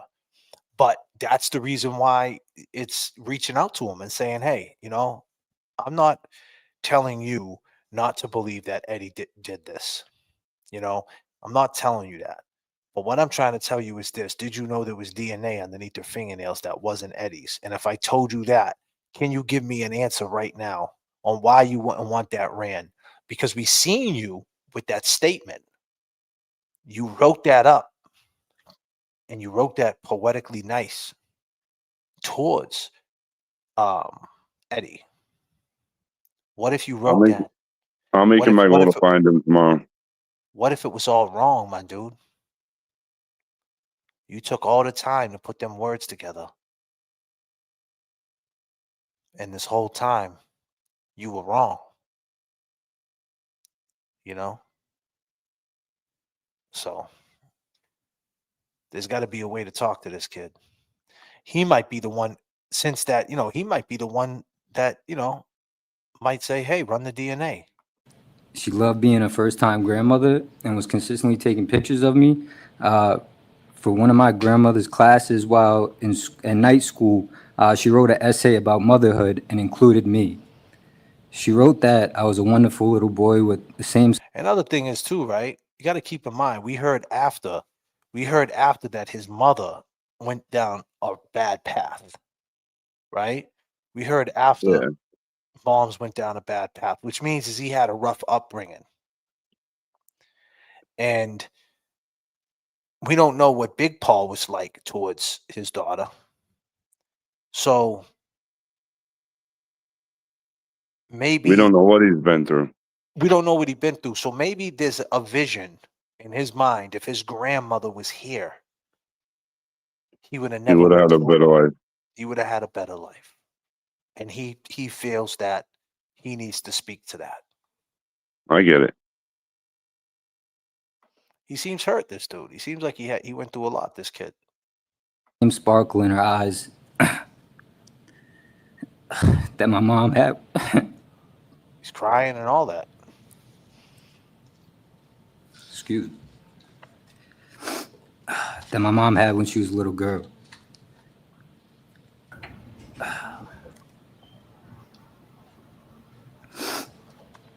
And a laugh that would fill the room. There are many home videos of her giving me baths in the kitchen sink while go. sharing words of advice to live by throughout my life that I still follow to this day. Speaking about life, my grandmother didn't get to choose how her life was going to be fulfilled. She never got to see the beautiful grandchildren that she had today and all of our accomplishments. As we continue to grow as a family, the man who murdered my grandmother has tried to use the system as a game and continues to inflict pain on my family. The fact remains that he's guilty on all counts. We felt a void.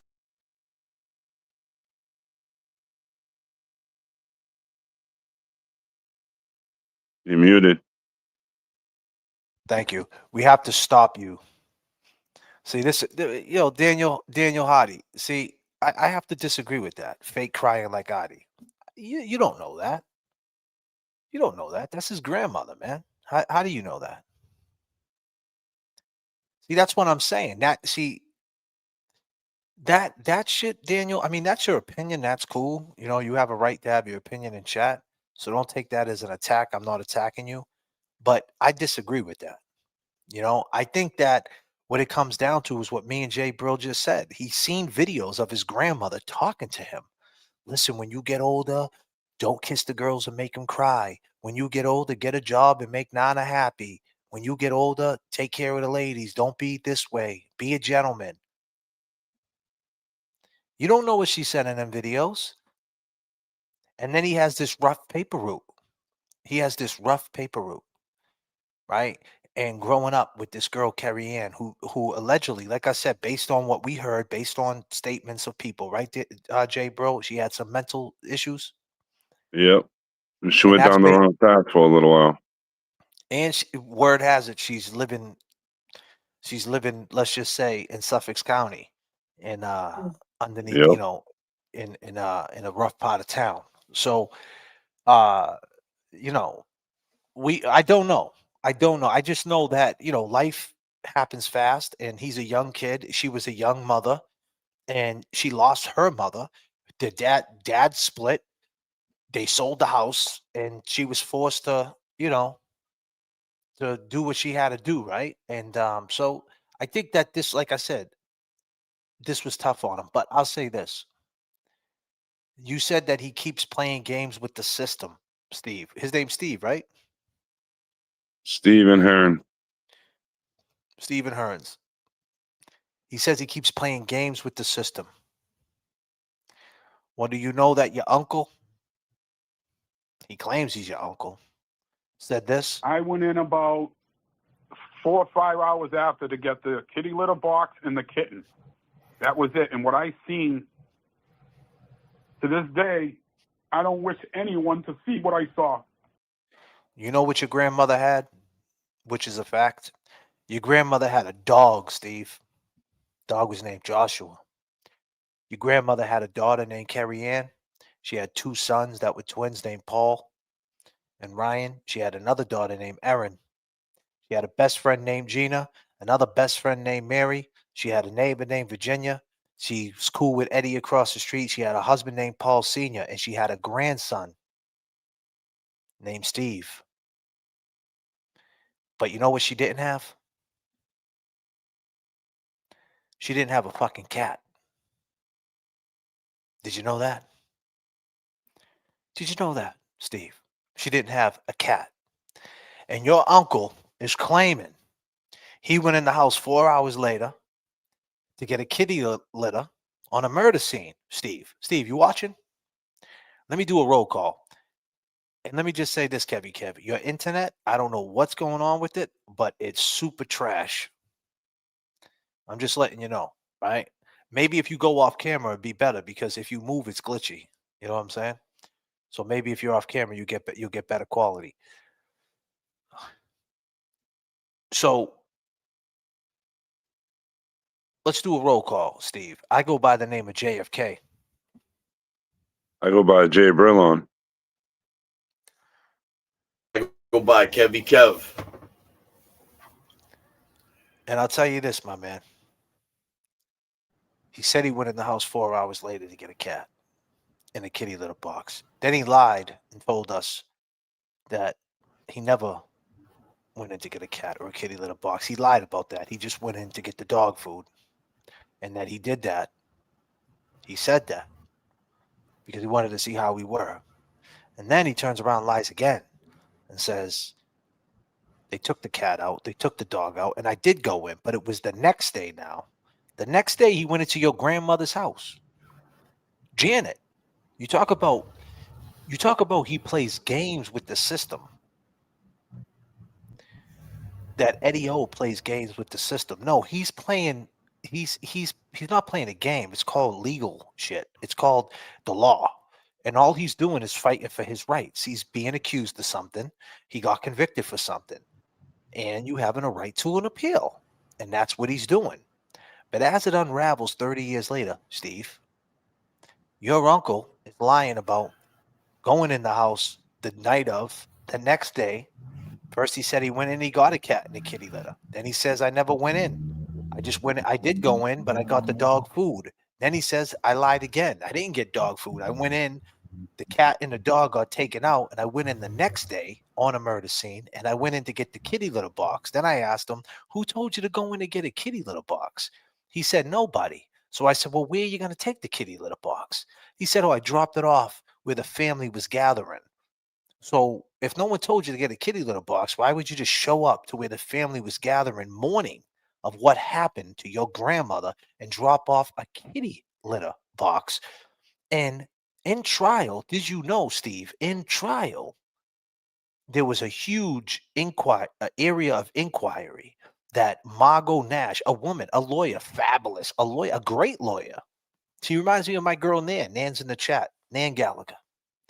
If you don't want to talk to me, maybe you could talk to Nan. Nan can talk to you and explain how this legal shit goes. I'm just telling you how it is.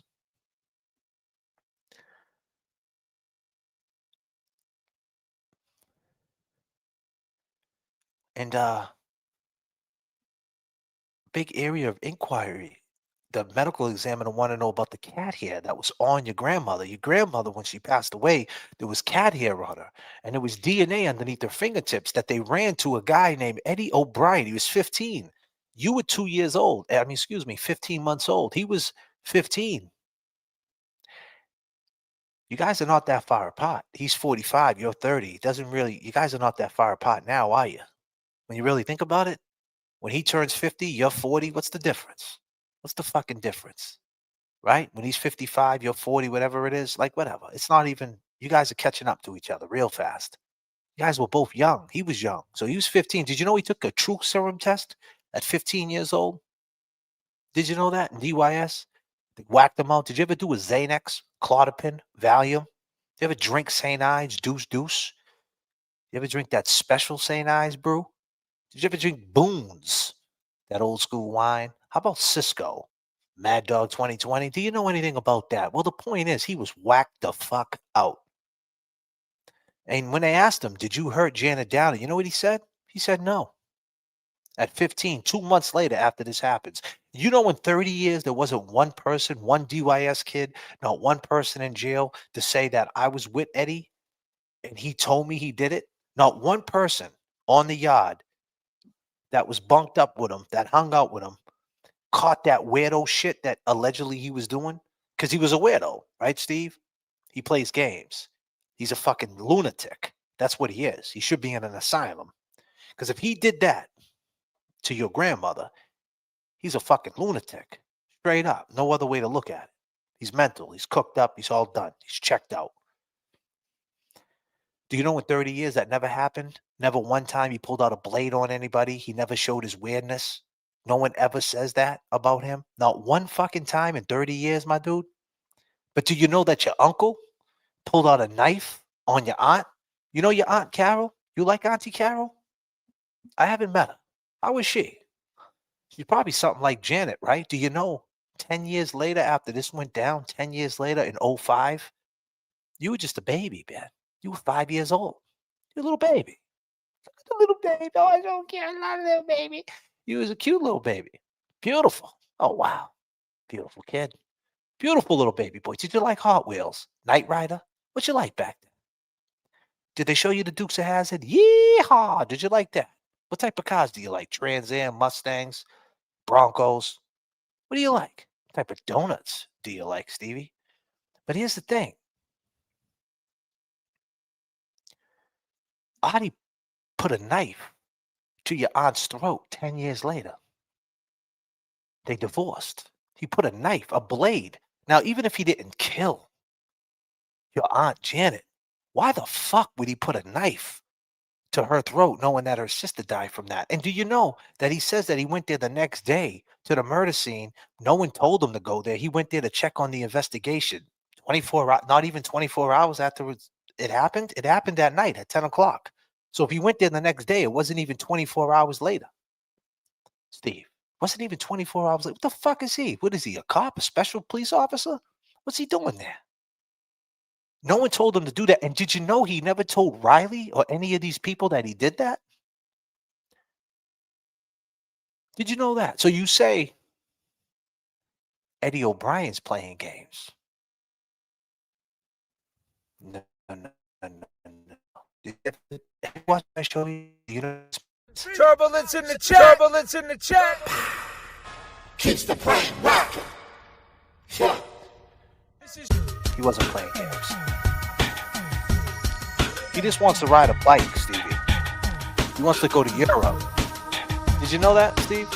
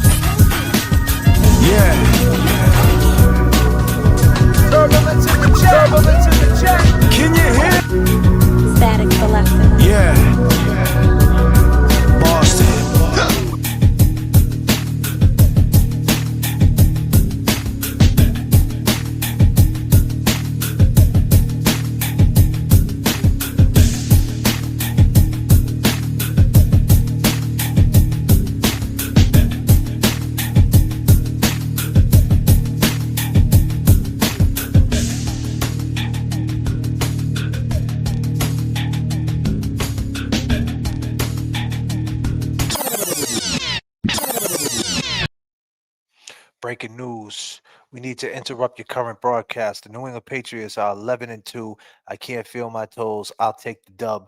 You may now return to your schedule program. God damn. Would you believe it? 5, 4, 3, 2, 1, 0. This one's explosive.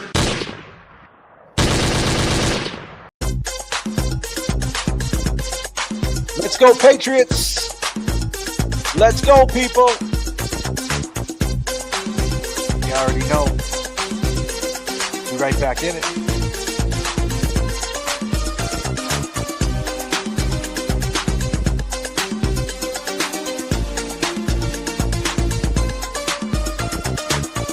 I remember when we first started. You came to me and you were broken hearted. I took you in and wiped all your tears away. I gave you loving more than any other gave. Don't you know I'm the one and I love you, girl. I don't care what they say. You know you are my world. Come back home, you're the one who loves you more and more. So you see that it was me you were searching for. You're searching for. Oh, baby, come back to me.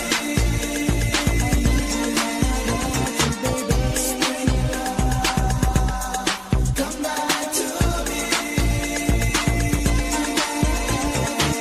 I can remember the first time we ever met. The sun was shining, love was gleaming in the air. You caught my eye, and the next thing that I knew, I was in love. I was so in love with you.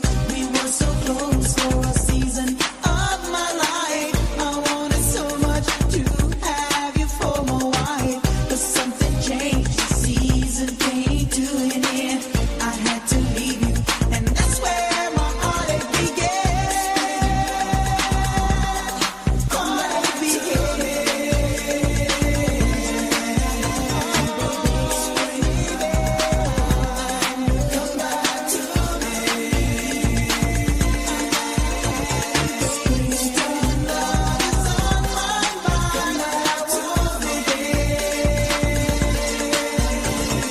baby, share the way we can. I don't Springtime love is on my mind, and I won't Baby, share the way we can. I don't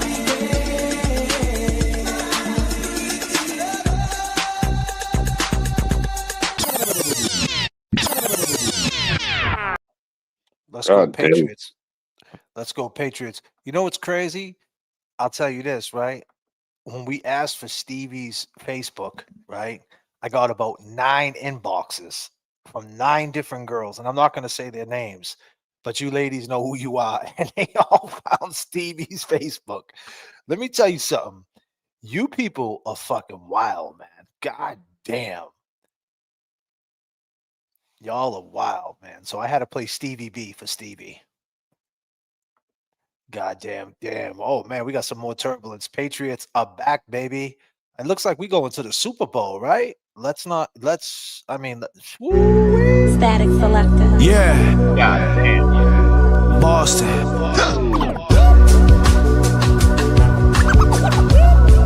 Can you hear me? Can you hear me? Boston. Static selector. Yeah.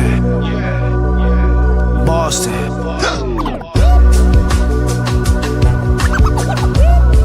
Can you hear me? Can you hear me? Thank you so much, Lisa. Yeah, Pat's Nation is holding it down. Nice. Free Kelsey coming through. Lisa coming through with the big dynamic duel, JFK, JJ throwback. Absolutely. James Jackson, I talked to him today. James Jackson's coming to Miami with your boy JFK. Damn. Friday, James Jackson will be in MIA with JFK. JFK is going to be holding a stream.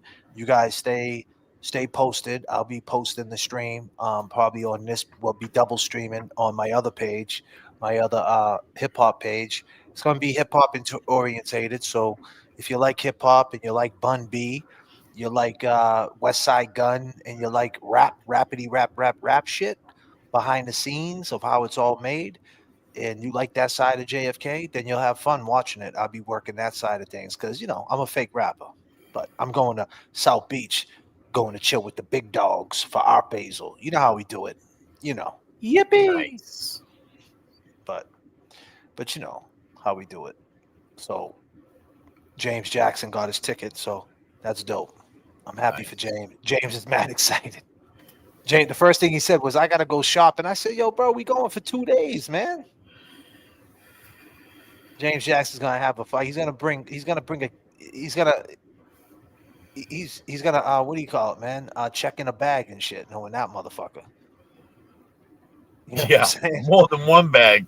Yeah, that's what I'm saying. I mean, I might have one little. Listen, I come to Boston with one little backpack, and I go to Boston for 4 or 5 days, and I got one little backpack. You know what I'm saying? I carry light, man. Because 9 times out of 10, every time you overpack, man, you don't even use the shit unless I'm doing video shoots or I'm shooting content. If I know if I'm going somewhere to shoot content, I'll bring changes of clothes because I know I got to be different in each shot. You know what I'm saying? But if I know I'm going to grind, I'm on grind mode, man. I'm on grind mode. A bag just for sunglasses. You best believe that, pretty eyes. Man, he brings a bag. He brings a bag when we go out just to the bar. He's got a bag with him. I mean, ain't you gonna be chilling somewhere too? Where they Yeah, we're doing that. We're doing it at a hotel. Trill Static 5. So Bun B and Static Selector. We do a collaboration album. Static and so Bun B's Trill, right? You guys know anything about Bun B, UGK, Trill Burgers? Have you ever heard of Trill Burgers? That punk Ralphie from Dallas never had a Trill Burger. The funny thing about it is I've been on the guy, little Ralphie from Dallas. You go to Trill Burgers, you got to sit in the fucking line, right? Well, I know the owner. He's a friend of mine that owns Trill Burgers out there in Houston, right? Yeah. That's the difference between me and you. You're sitting up in the fucking nosebleeds at a Dallas Maverick games. I'm on the floor. Damn. I'm on the fucking floor, buddy. There's a difference between me and you. Check the tape. Check the tape. You fucking clown. Rub that on your chest. Clip that, you fucking goofball. But anyway, hold on. God damn. He's just a goofy clown. Like, he's an idiot. Yeah. So it's Static Selector and Bun B. Trill Stat. This is part 5. It's a live. Every year we do an album live. Last year we did it in Houston. The year before that, and the year before, every year before that was done in New York. So last year it was in Houston. This year it's in Miami, which is probably going to be the best one considering that it's at Art Basel. It's like a festival of art. There's all types of shit going down. There's a lot of people in town. So, already expected. We know West Side Guns showing up, Conway the Machine, Benny, the Griselda Boys, Noriega, Hazardous Sounds is doing the engineering, who does the Drink Champs. Drink Champs is a big podcast. I don't know if you guys are familiar with that, with Noriega, Nori, the dude who sings, what? That cat. He got a podcast called Drink Champs on Revolt, and Hazardous Sounds engineers that. So he's going to be engineering the album, helping Static with the recording process. And, your man JFK is going to be hosting, helping with the hosting, helping with, helping talking to the guest, so many times. I mean, on the very first Drill Static, Fat Joe showed up, Method Man showed up, Talib showed up on the first one, and that was just random. Like, we didn't even expect them. I remember Fat Joe pulled up in a livery truck. I was out there with Little Fame from MOP, and he was like, "Yo, Sean, that's Fat Joe." He was like, "That's Joe, Sean." And I looked over and I was like, "Man, that's a fake Fat Joe." He was like, "Nah, Sean, that's Joe." And all of a sudden I look, it was really Fat Joe. He comes walking in and shit because he was just watching the stream at home, and he just popped up at the studio in Bushwick. Method Man came through, which was dope. Last year was all Houston cats, basically. Paul Wall, a lot of Houston rappers, man. Slim Thug, cats, Pimp C Sons. And this year, there was a lot of New York cats though too. We had Lord Skull, we had Terminology, we had West Side took a flight in, that was dope in Houston. And this year is gonna be who knows who's gonna be in Miami that weekend. So I'm sure they're gonna show up. It's at a hotel, it's by a pool. We got 30 VIP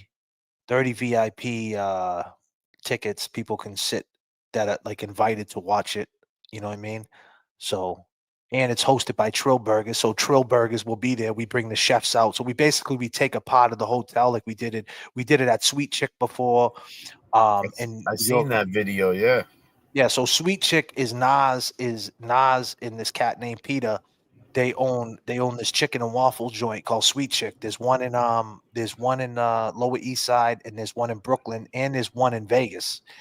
They put one. The food's bomb, and we did it in Sweet Chick, and we converted Sweet Chick with Trill Burgers. So the chefs, we got to fly all the chefs in who make the Trill Burgers. You know what I mean? So Trill Burgers will be getting all throughout the day. There'll be a batch of Trill Burgers coming through. You got the vegan burgers, and Trill Burgers are off the hook. And the only reason why they're not a franchise right now, don't get me wrong, he could franchise the shit out of them. Bun is a very smart business dude, but he wants to own the land. He told me of where the Trill Burgers are. He doesn't want to pay rent on no land because he says, I want to own the land. So like the ones that he has in Houston, he owns the land. So everybody around him. So let's just say if there's another food spot up the street, a Mexican joint, they have to pay him money, like basically like pay him because he's bringing love to that strip. People are coming on that strip for Trill Burgers, and then they're like, we had Trill Burgers yesterday. Let's go to Dairy Queen. You know what I'm saying? So they got to pay him some kickback for bringing that attention. So that's why that's what he wants to do. He doesn't want to just pay rent and this and that and be one of them guys. So until he can own the land everywhere, then that's when he'll franchise real big. And then you can't kick him out. He's just there to stay. So he's trying to like monopolize the shit, like Mickey D shit, like McDonald's. He's a real smart business dude, man. He's on another level with it, man. He's on another level. It's awesome. For real. But them are the type of conversations I have. You know what I mean? Yeah, so it's wild. So I'm looking forward to Friday. You working too. You goddamn right I am.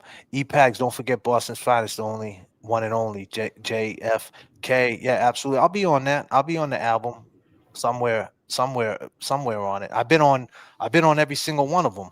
I've been on the last. I co-executive produced every album. So I'm co-executive producer. Well, I'm executive producer on every album. So when it goes into the mixing process, I basically sit in the mixing process and sit there with Static and be like, nah, take that out. Nah, keep that in. Nah, I like that. Yo, do it like this. Yo, take this, do that. Yo, when he was doing the verse, he wanted it like this. Because Static's whole gimmick to the mix is so you're watching it in real time. You're watching it get made, the album get made, and then he puts it out the next day. So the turnover is so fast. And how crazy is this? People pre-order the album before it's even made. That's the gimmick. You pre-order an album. That's how much they trust Show Off Records. They pre-order a fucking album before it's even made. So you pre-order the album and then you watch it get made. So my thing is always to pay attention to the artist, always listen to what the artist wants, because Static is doing it in real time. He's getting pushed and pulled. So when it goes into the mixing process, he didn't want it that way. Because let me tell you something, rappers are real picky. And if they want something to be like a certain way and then you mix it a different way, they're going to give you hell for it. Nah, I didn't want to sound like that. I didn't want that effect. I wanted it like this. And I said it like this so you can make it like that. So that's where I come in and say, nah, drop the drums. Put a drop here. Make this nuance. Make this bridge. Nah, put him this way. He wanted it that way. Take the hook out there. Put the hook in here. Take the last four. Make that the hook. things like that. That's what I do, executive producer. So, and I do that to all our albums. So, yeah, you need that. You need a different air inside the mixing process, you know? That's the creative process. So it's going to be fun. It's work though. It's fucking work. Yeah. You know what I'm saying? It's work. It really is. It's fun, but it's work because it's, you know, you got to keep everybody in line and you got to protect your brand, you know? Yep. Absolutely.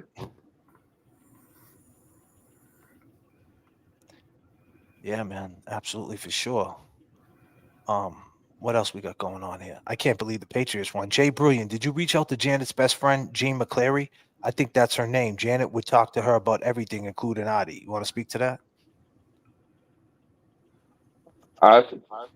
There was a Gene I don't know if it's McClary, but I think it was McGarry or something. McGarry, yeah. It's McGarry, yeah. Yeah, I'm not having luck with her. I did find her other best friend that told me off, though. Yeah, why don't you talk to that? Speak to that. That Mary Pierre, or whatever her name is. Yeah. She told me that I was under the impression that it was Eddie's, like she was sticking up for Eddie because she's the one who said about the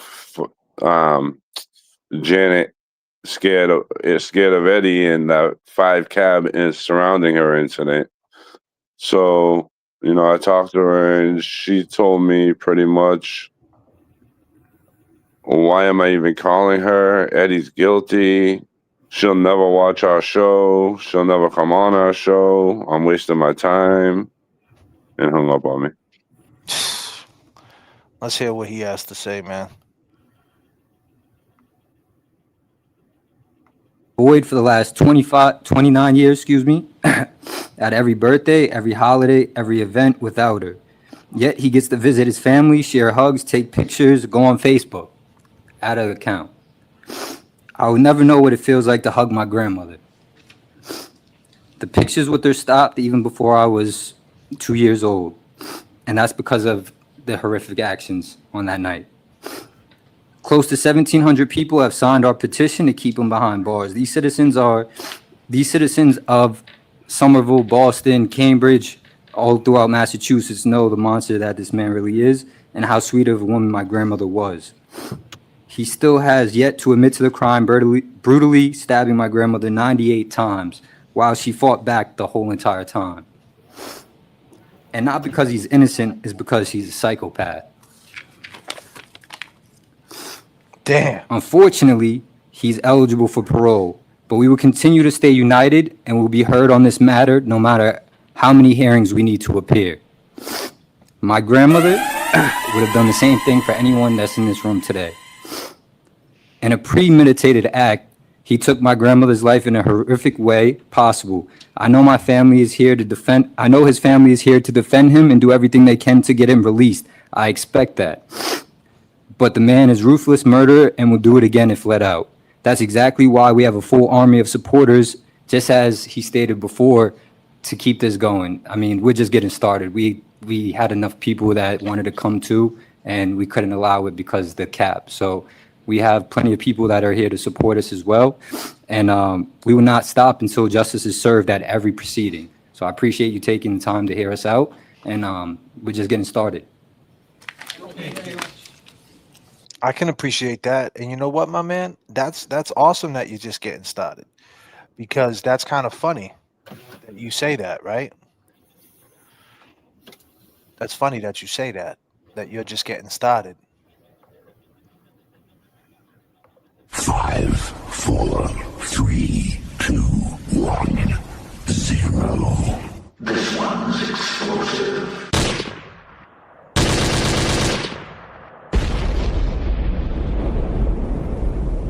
Let's go. Because we're just getting started too, my man. Yeah. We're just getting started too, my dude. R.I.P. your grandmother, bro. Yo. Summer of 1995, hot night in July. Why did Janet have to die? This is the story of Eddie, Commonwealth of Massachusetts. The system is petty, juvenile law and politics so deadly. 15 years old, known as Big Lovable Teddy. Janet Downing, 42 years old, what's the motive? Killed in her home, young mother devoted. Eddie went in the house, the door was open. She was on the kitchen floor, laying there frozen. Eddie claims this was not what he planned to see. A man with a mask grabbed him. Be quiet. I will kill your whole family. Eddie left the house, ran up the street. Around the corner, washed up in the bathroom at Burger King. Janet was stabbed multiple times. Rest in peace. It was a gruesome murder scene. I agree. Eddie went to his work, said he got jumped, but never said a thing. What? About Janet lying there lifeless, his friend's mother from across the street. Shh, he was in the house. But Janet had a brother-in-law she kicked out for selling drugs. Said if anything ever happened to her, it's him you bring up. The night of the murder he showed up, was acting suspicious in the front yard. Gina in Virginia says he was looking for his keys. It was humid and muggy, but we were showered and neat. He was a cab driver looking for his key. Looking for a key.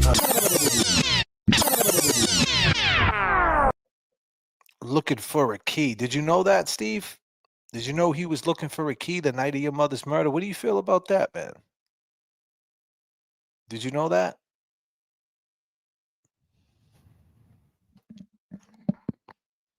He was looking for a key. Kevy Kev, unmute, will you?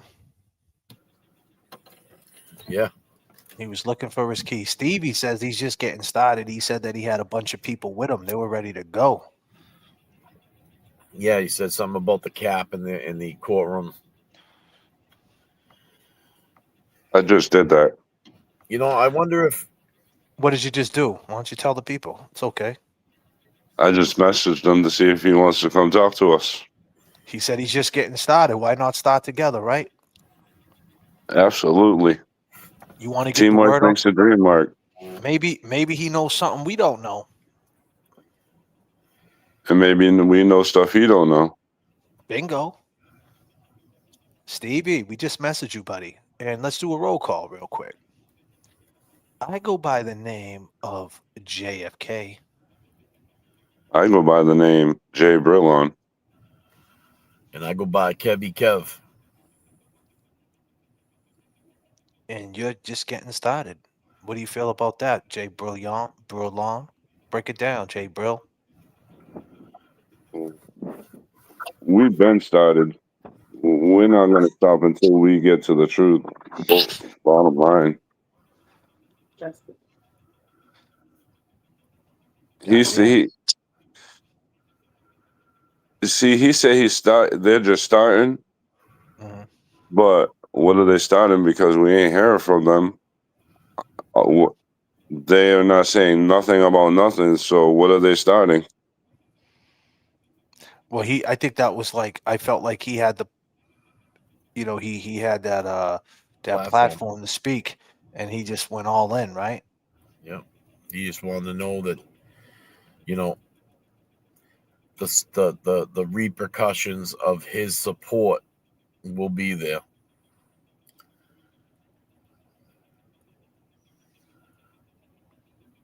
It's wild, man. Served at every. How was your day? Or I think I got some other stuff that we can go over. We got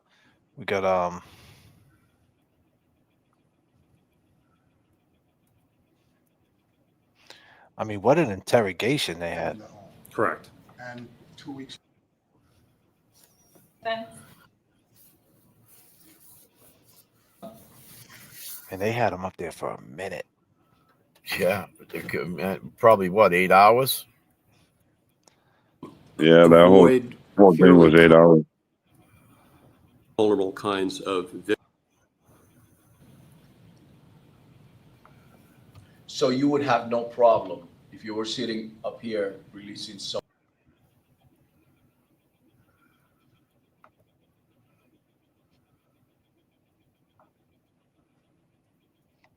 I'm waiting on that lawyer for the parole to respond to me A too. lot of things, so.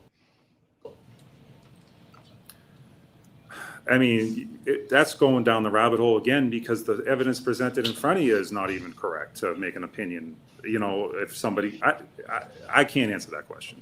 That's fair. I think you You have guys any want- other questions? Let's hear that question. All right, Mr. O'Brien, so that concludes the question. DYS. It was in the Plymouth House of Corrections. It showed up. I don't remember the exact time, but it was right around 10. How long did you spend with Frank? Oh, he dialed 911 and handed me the phone, so it wasn't more than, several minutes. He dialed 911 because you got mugged. Correct. So between the Downing's house and Burger King, you got mugged. Yes. Safe neighborhood. Well, Union Square was. Oh, yeah, but it was okay. Did they steal anything? The reports state that I was like $18 were taken. Anything else? Did you have a watch? Did you have a No. Nothing else. Just $18. Not that I remember. No, not that I remember. No. Do you remember anything about the mugging? I mean, were you surprised because this had never happened to you before, right? Correct. Okay. Did you know anybody that had gotten mugged in your neighborhood before? I mean, Union Square was a little bit more different than, say Prospect Hill, but it was things that happened down in Union Square. Tell me, because I'm not familiar with the neighborhood. Yep. Tell me how far Prospect Hill is from Union Square. Probably like a half a mile, I'd say. Mile? Yeah, quarter mile. Residential neighborhood? Union Square is not resident. It's, Right, but between the Downings? Well, the way I went, Prospect Hill is up on a hill. You got to go to get to the hill. There's all different streets you can go up there, and some of those streets are residential and some of them are not.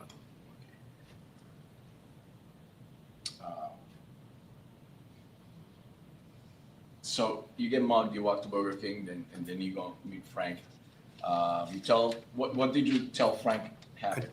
I think he said he went to Burger King, and then he got mugged afterwards when he was on his way. But I may be wrong about that. Am I wrong? Oh, I think I'm wrong. I think you're right. No, I'm sorry. you're- Yeah, I'm not. I'm not sure if I'm right. I'm sorry. I shouldn't have said anything. No, that's all right. Yeah. I'm just trying to understand how the events went. So, I saw Frank and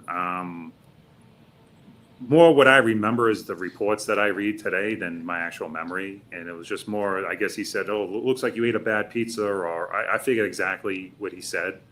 There was other people in the store he was talking to, and he just said, what happened. I guess he said, what happened or whatever. And it ended up being, he called 911.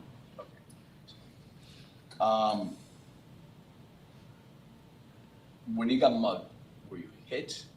I honestly, I don't remember everything. Okay. And That's fair. All right. Yep.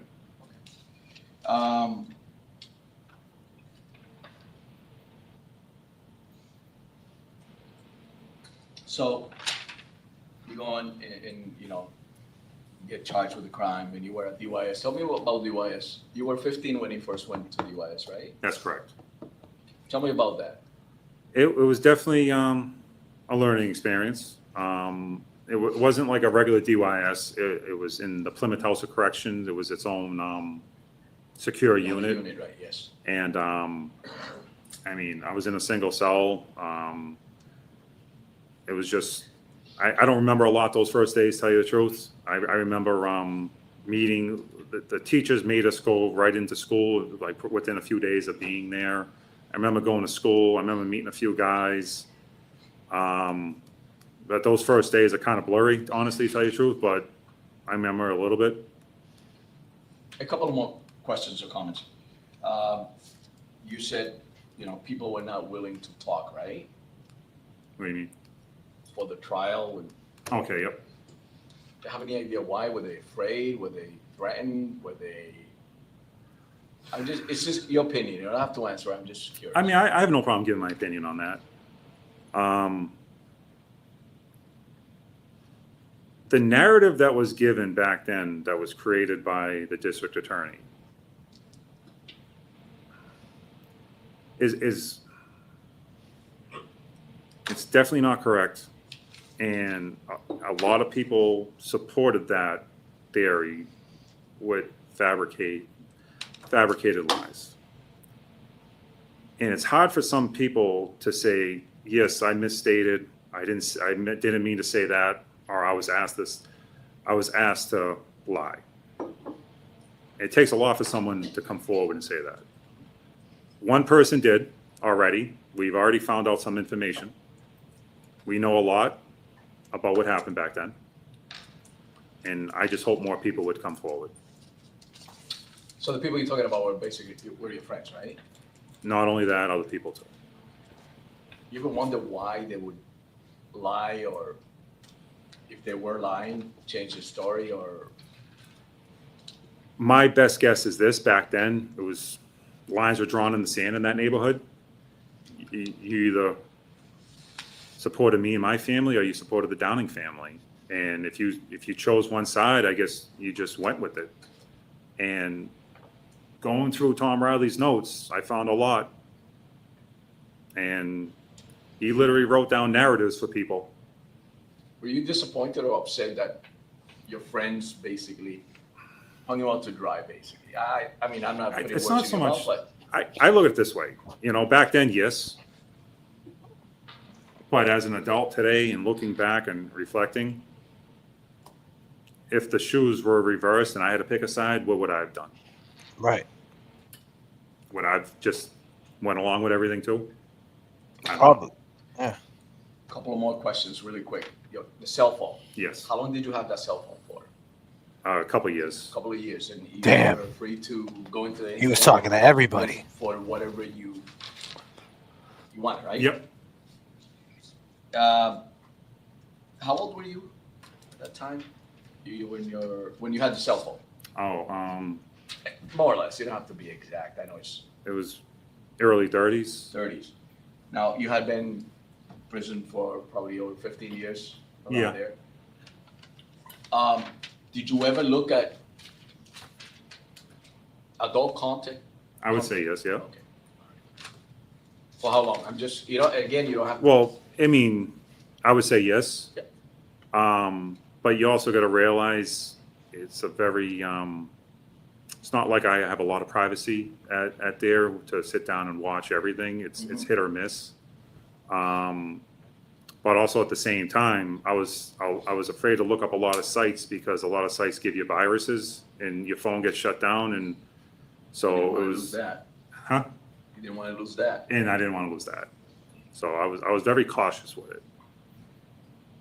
One more question and comment. You appear to be very educated, smart. I mean, you've done a lot of research. You have you have educated yourself. The crime that was committed was horrific. You agree with that. Whoever committed the crime, I know you're denying that. Whoever committed the crime, what do you think should happen to that person? Should that person be left out on parole? Have an opportunity if it was let's say a 15-year-old? Because I'm not. I understand your question, and I know you're probably thinking, if I did do it, would I be safe for society? I can only speak for me, who didn't do this. You have no problem with society if I'm released. None at all. So you would have no problem if you were sitting up here releasing someone that actually committed the crime? I can only speak on myself. Yeah, that's what I'm asking. Right. It's just your opinion, because you have educated. I mean, you have done a lot of research about a lot of things. So,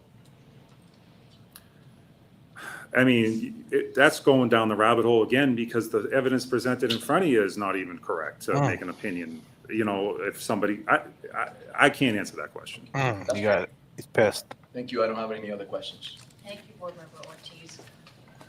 All right, Mr. O'Brien, so that concludes the questioning. That's right, Mitch. He did say that. I'm so fucked. Take a seat right over here, please. We gotta call Janet up. Call Gina up for sure, and ask her about the next day. Dr. Can she Kinzer. see Adi the next day? Here comes the doctor.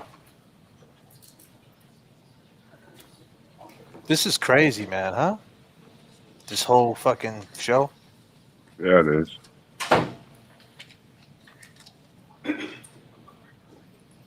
It's crazy because these people were so young when they first interviewed him. You know. Good afternoon, Chair Hurley. I'd like to respect the board's time as much as possible, and so I'm going to make what for me is an abbreviated statement, and hopefully we'll have time for questions in what is a complicated outlier case. For the record, I had a role in the court processes that ultimately led to the conviction of Mr. O'Brien for the murder of Janet Downing. I testified in the first of 2 transfer hearings as an expert witness offered by the prosecution. My testimony was limited to what might be inferred from analysis of the crime scene about the nature and the motivation of the crime. I did not conduct a forensic evaluation of Mr. O'Brien. I offered no. What was that, Peanut Butter? My boy Peanut Butter's in the chat. Peace signs up for my boy PB. PB the king. Peanut Butter's my dude. Put your peace signs up for my boy Peanut Butter who just entered the chat. Peace signs up for Peanut Butter. What up, Peace PB? signs up for PB. What up?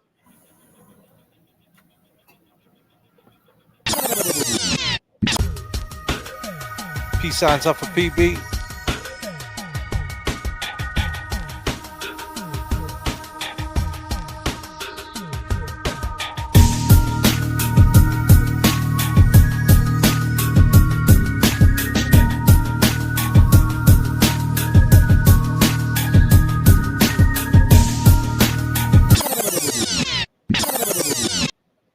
That's the whole point. He didn't want to tell them what they wanted to hear, PB. PB's looking at it from the perspective of a parole hearing, right? So PB knows a little bit about parole hearings, and he probably refused a few hearings themselves. Take me back to the wall, kid. But PB, he doesn't want to admit to anything because he feels that he's not guilty. I think he just used this as a platform to get the word out. Where do you stand on it, PB? When you was in the system, what did you hear about Eddie? Did you hear where we met? Yeah, exactly where we met. No shit, in the towers, son. We was in the towers in the bay, kid. God damn. Yo, let me say this. Well, so PB, through your years in the system, do you think, what did you hear about Eddie? Did you hear that he was guilty? Did you hear he wasn't guilty? What did you hear about Eddie throughout the years of just being on the street and in the system? What did you hear? Or did you hear anything? PB knows, man. PB's from East Boston, Miss 808. He's a East Boston. He's a East Boston legend. PB the king. PB, my man. Ricotta pies, and I heard he can lift the jail chair. A jail chair? What, he was in the chair before? They put him in the chair? They had him hemmed up in the chair?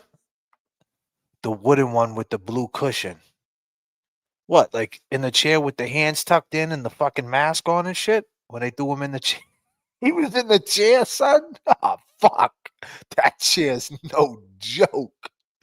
No. Oh, shit. He was in the chair, dog. God damn. Is that what you're talking about? Oh, man. They'll mace you up in that chair, man. The chair you sit in the the chair you sit in the rec room. Why, he picked one up and threw that shit? What, the TV in the TV room?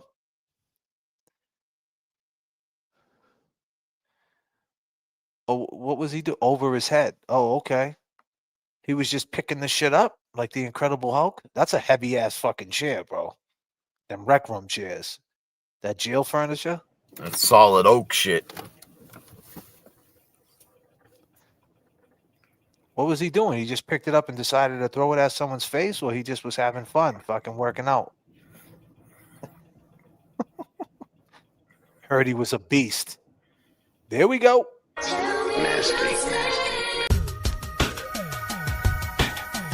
PB's in the chat. Peace signs up for PB one more time, ladies and gentlemen. Showing some love. PB Peanut Butter from East Boston.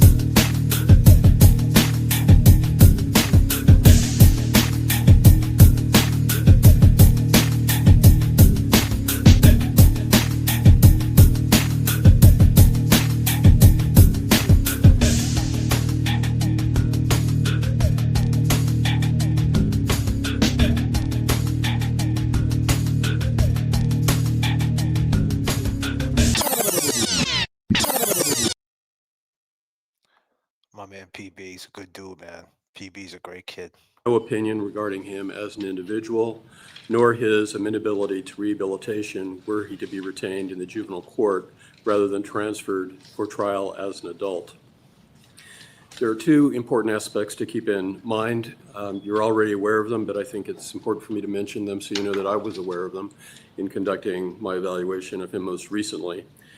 First, he's consistently denied that he murdered Ms. Downing, and that there are persons who ardently hold that he has been wrongfully convicted, and persons who equally ardently hold that he committed the brutally lethal attack for which he was convicted. Second, this crime is not like the more familiar situations in which an adolescent recklessly commits a murder related to street criminal activity, gang involvement, petty rivalry, or reaction to real or perceived threat or disrespect. All homicides are disturbing. This crime also involved overkill and evidence that the perpetrator engaged in cutting Ms. Downing after she may have been unconscious.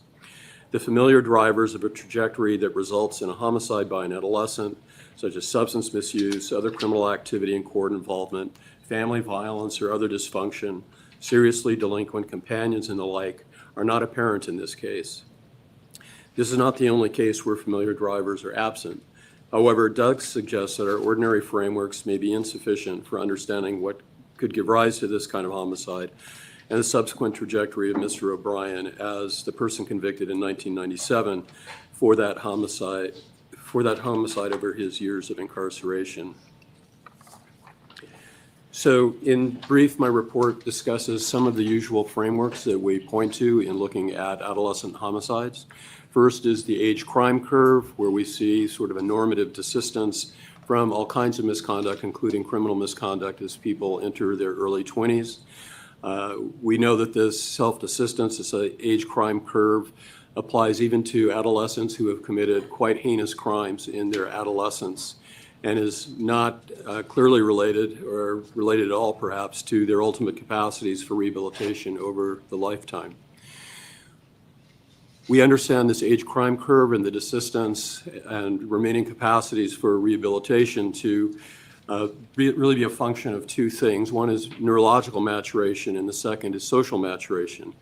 The trajectory of the rehabilitation of youthful offenders is usually a function of social learning before they commit their index offense and social learning in the social environment that is the prison that holds them. So one of the questions that we need to ask in any given case is, are there any obstacles here to social learning that would prevent ultimately rehabilitation and the ability to re-enter a community safely? The usual kinds of things you see in cases like this are neurological damage or deficits, complex trauma histories, emergence of major mental illness, elements of psychopathic personality, and youth who are embedded in criminal networks before and or after their incarceration. In this particular case, these features are not present in his history prior to or after the murder of Janet Downing. In this particular case, Mr. O'Brien lacks the history typically found among life course criminals, or nor does he have the clusters of features in child development of those that we know are repetitive or serial homicide offenders. I do think that a way of thinking about this, Member Coughlin, is that we do have a baseline of Mr. O'Brien up to the point of the index offense. It's just that it isn't populated by the things we usually see.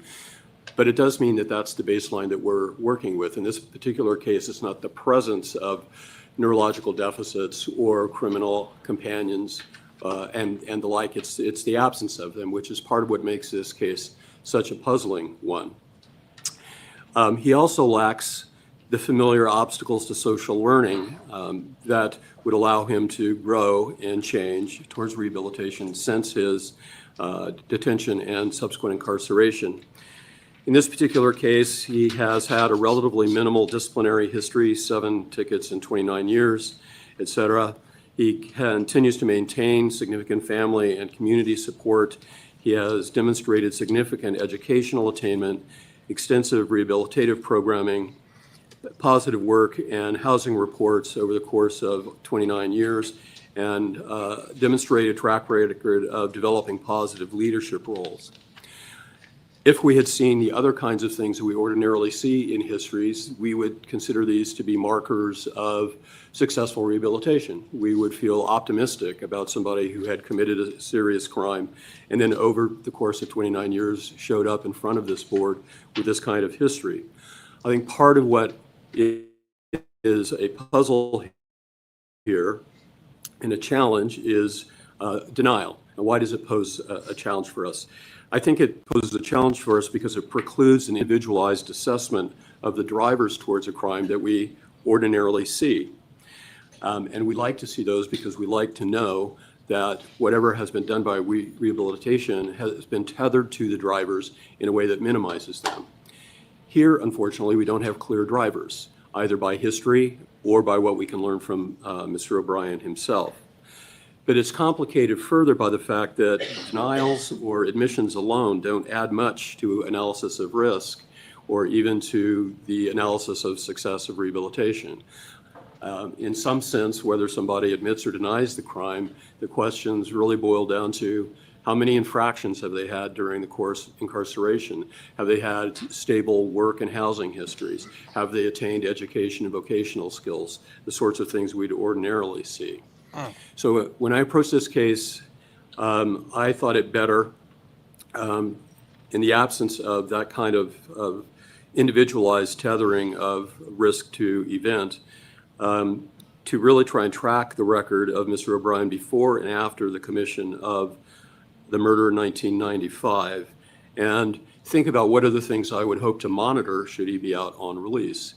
And these would include things that, again, also very familiar: a living situation, his employment, his companions, any substance abuse, whether or not he's availing himself of counseling that would support readjustment, and the like. There is a very clear cluster of factors that you see repeatedly in the histories of youthful offenders who go on to commit kinds of repeated or serial offenses, and virtually none of them are present even in the alleged history of Mr. O'Brien. I'll leave time for questioning, but we can discuss that cluster if you would like to. But the kinds of things that I would be worried about in terms of a specifically sexualized crime is, do we see evidence at any point in his development of a compulsive or hypersexual sexuality? Do we have evidence of deviant sexual arousals, especially towards particularly vulnerable kinds of victims?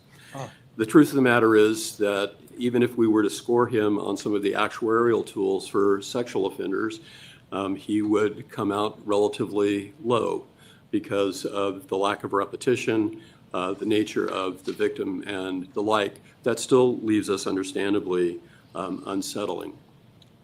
I would like to offer that the opinions that I gave during the transfer hearing were the results of crime scene analysis that I did not do, and in the absence of a individual evaluation of Mr. O'Brien. And I know that we're not retrying this case, but I also want to note that in some of the sexual homicides that I have been involved with before, there were other indicators harder indicators, if you will, or more compelling indicators of the sexual nature of the crime. In this particular case, for example, there was no injury to the genitalia of the victim. There was no semen found at the scene, the sort of things that you often see in a sexual homicide that make it quite clear to you that that's precisely what the motivation would have been. The murder of Janet Downing, the prosecution theory that the brutal attack was sexualized and even sadistic, certainly raises understandable concerns amongst the parole board and others. I anticipate that members would be concerned about something like this could occur again, and concerned that the differences between this murder and those more commonly committed by adolescents make it more difficult to confidently apply the standard indicia of rehabilitation. These concerns are understandable and they are important. But Mr. O'Brien is not the only person whose index convictions have been for crimes outside of the ordinary. If, in fact, challenges to evidence previously interpreted as indicating a sexualized motive diminish the likelihood of that being the motive, then from a forensic risk and behavioral management perspective, the likelihood of a compulsively driven crime is also diminished. And that is, of course, what we all would worry about as a compulsively driven sexualized crime. How much punishment is enough upon conviction for a brutal crime committed during adolescence is a social and moral matter properly reserved, as you know, I believe, to the parole board solely. Whether or how to weigh Mr. O'Brien's consistent denial of perpetration of the index offense is also a social and moral matter properly reserved to the parole board, although research may provide some guidance in considering that very important decision. Based upon the available information, including my comprehensive review of Mr. O'Brien's course both prior and subsequent to his arrest for the murder of Ms. Downing, it's my forensic opinion that Mr. O'Brien, if released on parole and subject to conditions, is likely to live in the community without violation of law. What is consistent with the welfare of society is ultimately yours, a social and moral judgment properly reserved to the parole board. But it may also be informed by indicia of rehabilitation and prospects for positive reintegration and contributions to the community. And I'm available for any questions you might have. We do have a question, Board Member Coughlin. Sorry, thank you for that. It's very helpful in the report. It's very helpful as well. In terms of deepening my understanding of sort of baseline, can you help me understand, or do you have any thoughts or insights on the psyche of a child that could witness or bear witness to that gruesome scene and then have an appetite after and go to Burger King? Can you help me understand that a little bit? There you go. Oh, that's a good question. That actually is a real good question. I guess what I can say is that I have talked to and worked with many people who, in the face of some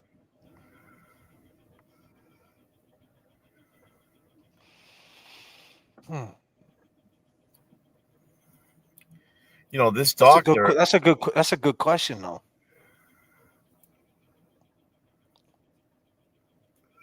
He went to Burger King. I mean, he must be lying, dude. He must have never went to fucking Burger King, dude. Spin it. I don't think. Let's hear her ask that question again, if you don't mind. She said, "What type of person would go to Burger King after she's seen that shit?" Like, so he went to Burger King to clean up, right? But she said appetite. You know what I mean? Like, why would he run there? Like, that's the main thing, bro. That's the hardest part to get over this shit. Like, it's so hard for me to get over that. It really is, man. It's fucking real hard to get over that, man. Like, you can't just look over that part. There's no way. Like,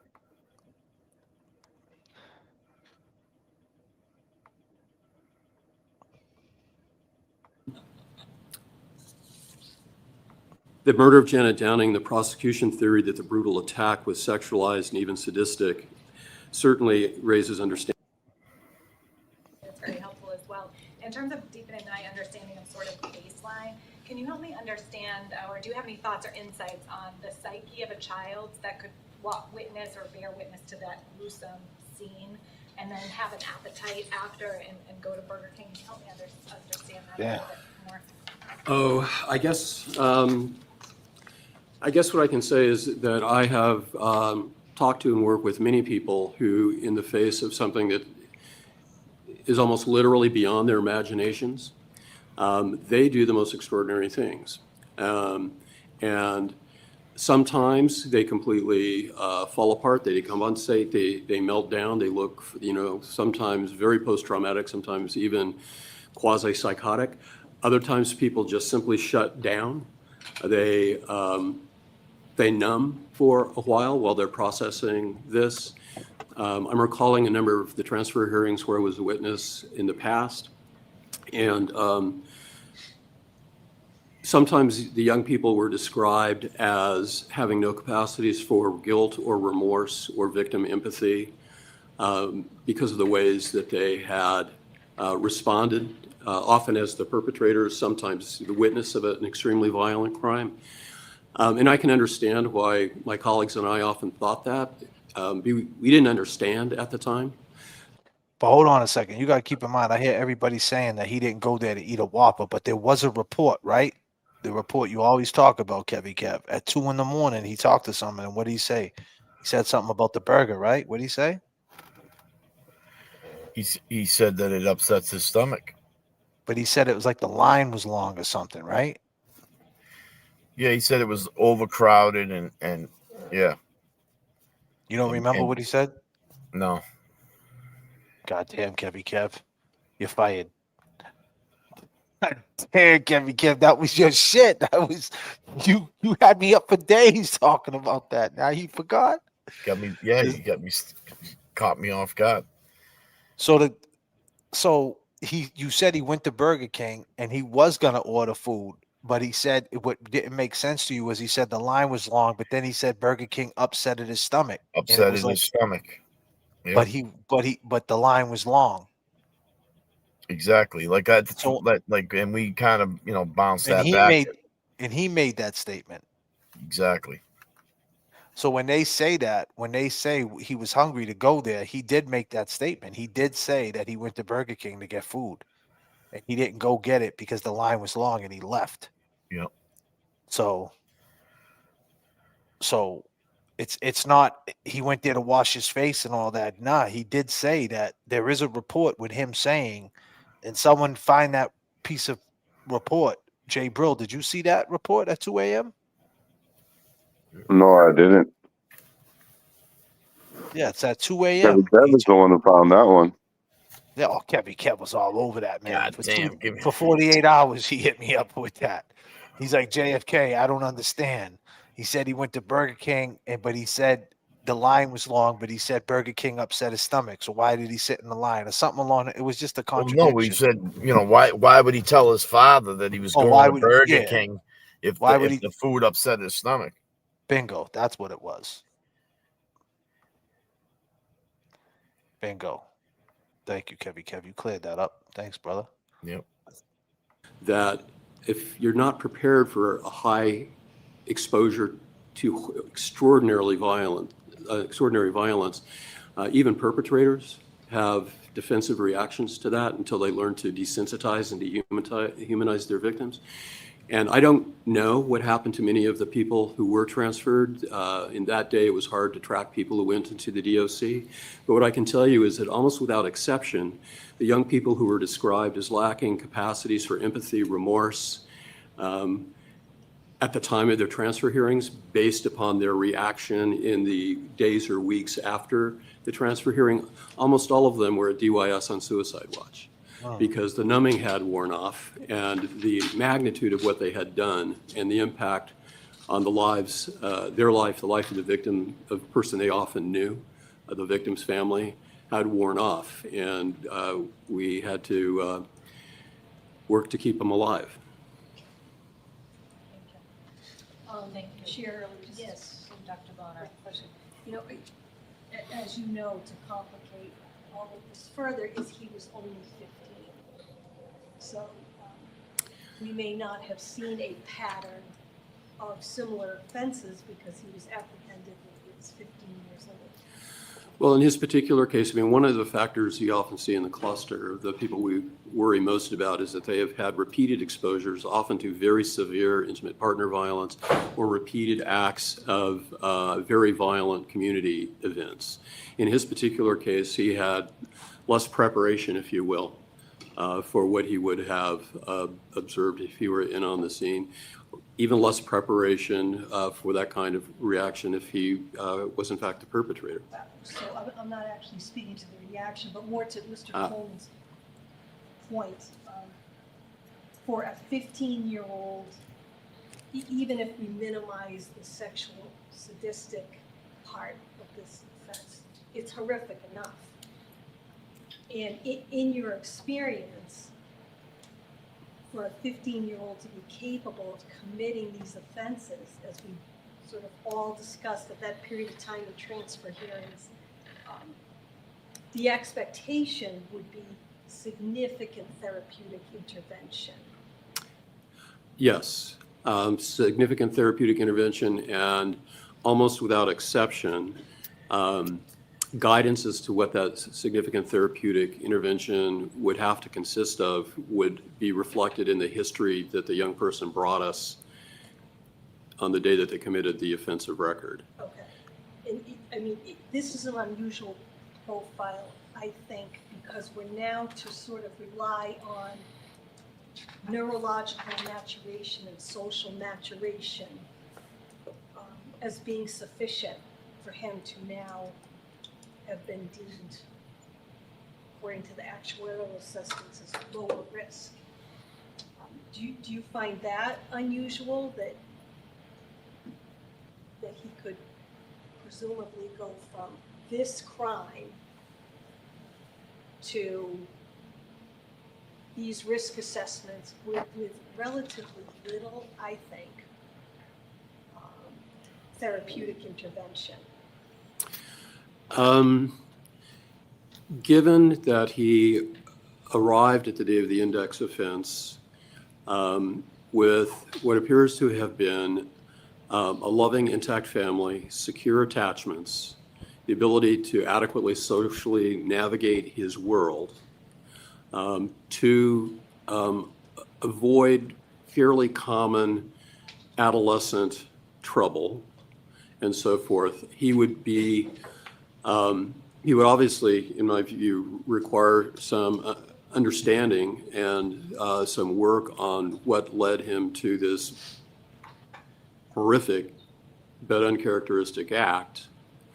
But he would be a different challenge than somebody who also arrived having been born with a callous, unemotional temperament, history of explosive rages, history of early and hypersexual interests. So, one of the challenges I think for before you is, given this record, all of the obvious things where we would say, we would need to address this and this and this and this and this, are the things that we would have been hoping that he would have gone through his childhood with. And in his particular case, he came through with reasonably adequate education, social adjustment, secure attachments that are stable to this day with many people. So let me ask it a different way. You did explain some of this in the report, but for the benefit of the people in the room, may be wondering the same thing. Let's say tomorrow he calls you up and he says, you know what? Everything that was brought out in the hearing was true. I was ruminating about her. I had these sexual fantasies about her, and I did it.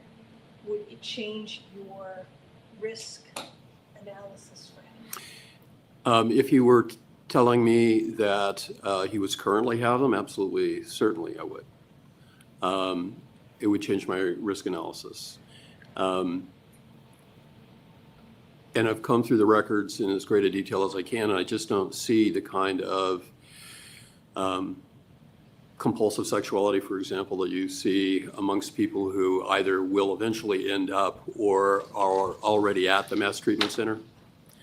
The sexual preoccupations and the like. If you were to say, in your hypothetical, on that day at that time, that's the kind of thing that I was thinking, I would say, all right, so tell me what's happened since then. Because the whole goal of the kinds of interventions that we see is to help people to attain the kind of stability of judgment and behavior and interaction that actually is what most of his adult life has looked like. Which we don't have. You know, we're not able to make meaning of this because of his denial. So, but you did explain some of that in the report, so I appreciate it. Thank you, Dr. Kinship. Thank you, Chair. Appreciate it.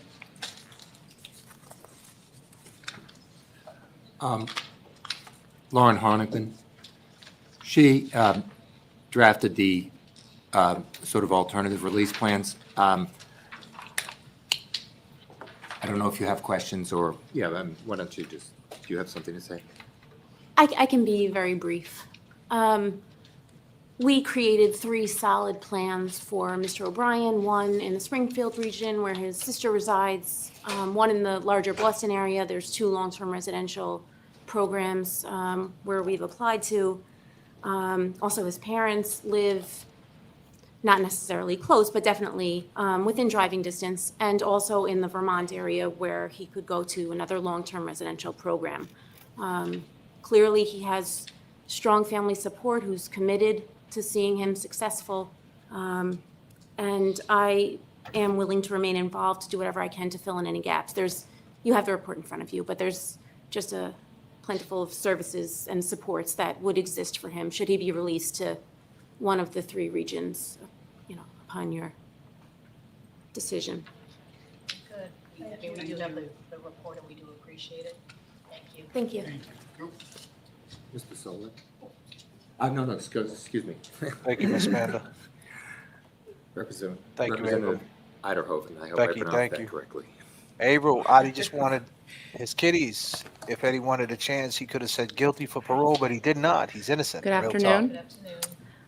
I'm Representative Erica Eiderhoven for the record. Honorable members of the Parole Board, thank you for the opportunity to speak and for all you do in the service of the Commonwealth. You're welcome. I'm here today to testify and express my unequivocal and unwavering support for Eddie O'Brien's parole and release from prison. I didn't know Eddie when he was a kid, but many of my neighbors did. They remember him as a gentle boy with a big heart.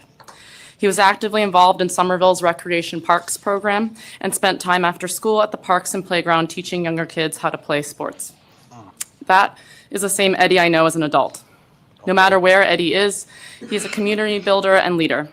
Eddie has led the Enlightenment Group for Lifers at Gardner, a facility with a dearth, and I can confirm a dearth of programming and events, and limited space for group meetings and activities. There is no other peer-led group except for EGL at Gardner. The question is, lady, and the lady before that, would you guys be comfortable in a room with Eddie O'Brien, you and him, by yourself, and to put the easiest terms into what the doctor was saying and what the parole board was saying about him being a repeat offender, so to speak. They really never had the chance to see if he would repeat because he did so much time at a young age that, this all could be a game for him. Let him get out.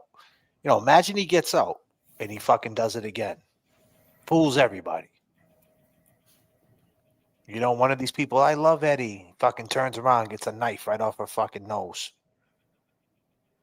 And I hate to say it like that, but I'm just saying, you don't know. You know what I mean? Like, this all could be a fucking manipulation game. This all could be a fucking lie, man.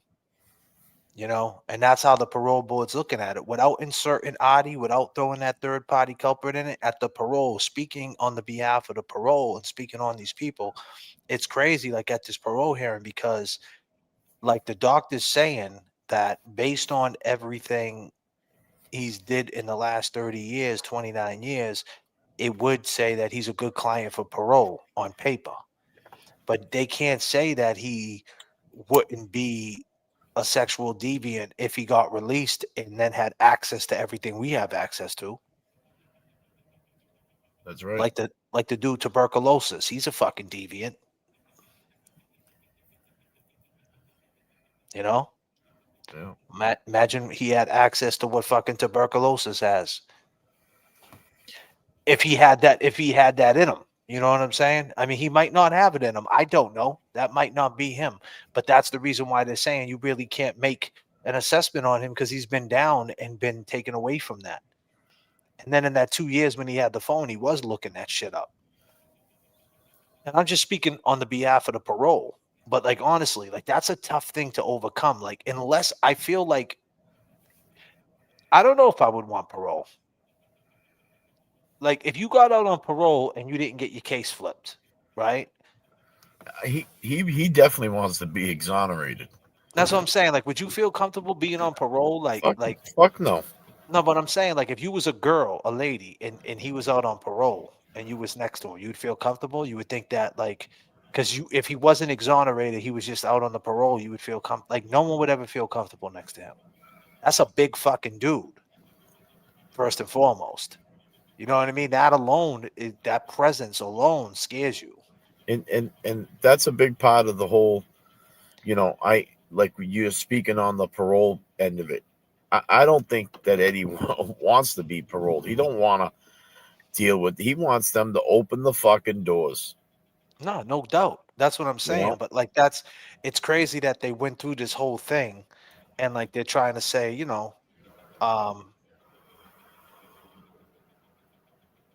they're trying to say if he was released and on parole, and like even if he had done it, like so the doctor said like if he would admit to it, like because here's the thing, guys like him, if he did do it, a person who did a crime like that, they might not give it to him at 50, but they might let that motherfucker go at 80. You know what I'm saying?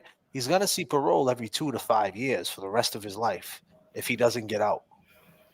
And when he turns 80, he's got a fucked up hip, a fucked up knee.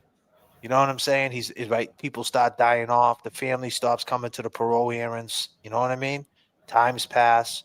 You know what I mean? Because right now, that was the first one. Everybody was there. On the second one, probably be the same thing. But you come down the line 10, 15 years from now, you know what I mean? That 30-year-old grandson now is fucking 50, 60. He might not show up, might not be a voice. He sneaks out at fucking 75. He's not that much of a threat. You know what I mean? If he had done it, I'm saying. Like, you know what I mean? Yeah. Because there's plenty of guys that came home that did shit in the 60s and the 70s that are in their fucking 80s right now that are home that did some violent shit. Google it. There's people that are home right now that are living right next to you that did some shit in the 70s and the 80s. Violent. And they're home. And they're fucking home. So, but a lot of people don't believe he did it. That's what I think speaks volumes. Is everybody fooled, or does everybody want this story that, like, I don't know, like working in the jail system? You got to understand, being in jail, like, it, it's a powerful thing, right? Like when you write letters to girls and females, and it's a skill, right? To like write a letter to a female, hey baby, I hope when you receive this letter, you're in the best of health. I'm just sitting in my cell. I'm thinking about you, looking at the walls, looking at the sun, thinking about, damn, my day might come. Wow, eating this ramen soup reminds me of Strega, but I'll see you later. But anyway, boo, I'm gonna call you later when I feel a little bit better. How you doing today? How did work go? Was it worth it? Did you get enough tips? I miss you. I can feel you. I love you. I can't wait for you to come visit. Right? Like people fall for this shit, man. Like the pen up there, man, is mighty.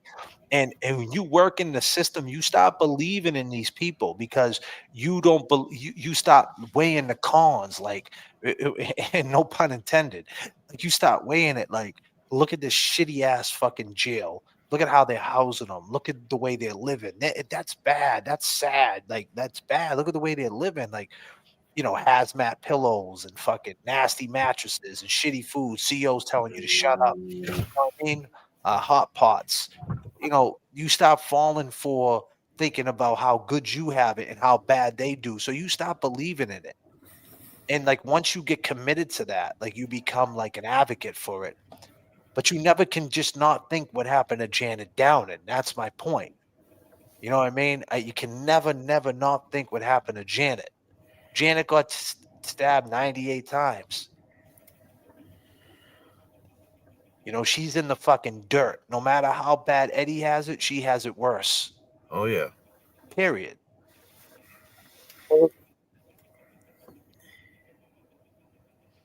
So I mean, I see a lot of these people who work in the jail. They get caught up in it. But are they wrong? Are they wrong? I don't know.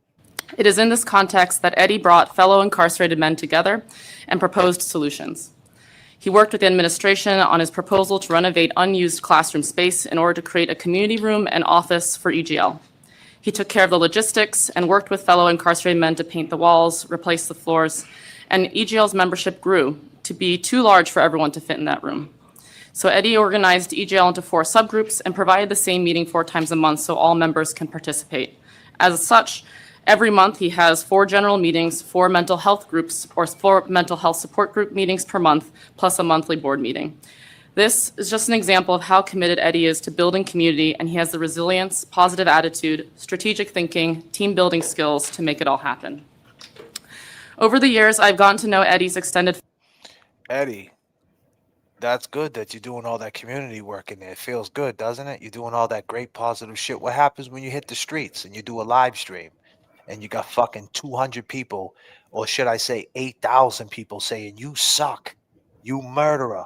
Look what they're doing to fucking James Jackson. Look what they're doing to JFK every day. Fuck JFK, you fucking loser. You fucking piece of shit. How dare you fucking let Karen come on your platform and fucking speak her piece, you piece of trash, you grifter. You fucking grifter. You went outside the Wilbur and you made money off fucking tuberculosis. How dare you? You know, the funny thing is, right? Who was at the Wilbur Theater? They talk about community. Speaking of fucking community, right? I thought that you could speak in the community. If you're in the community and you see something, you say something. Well, goddamn, all I did was say something like, shit, I think this is wrong.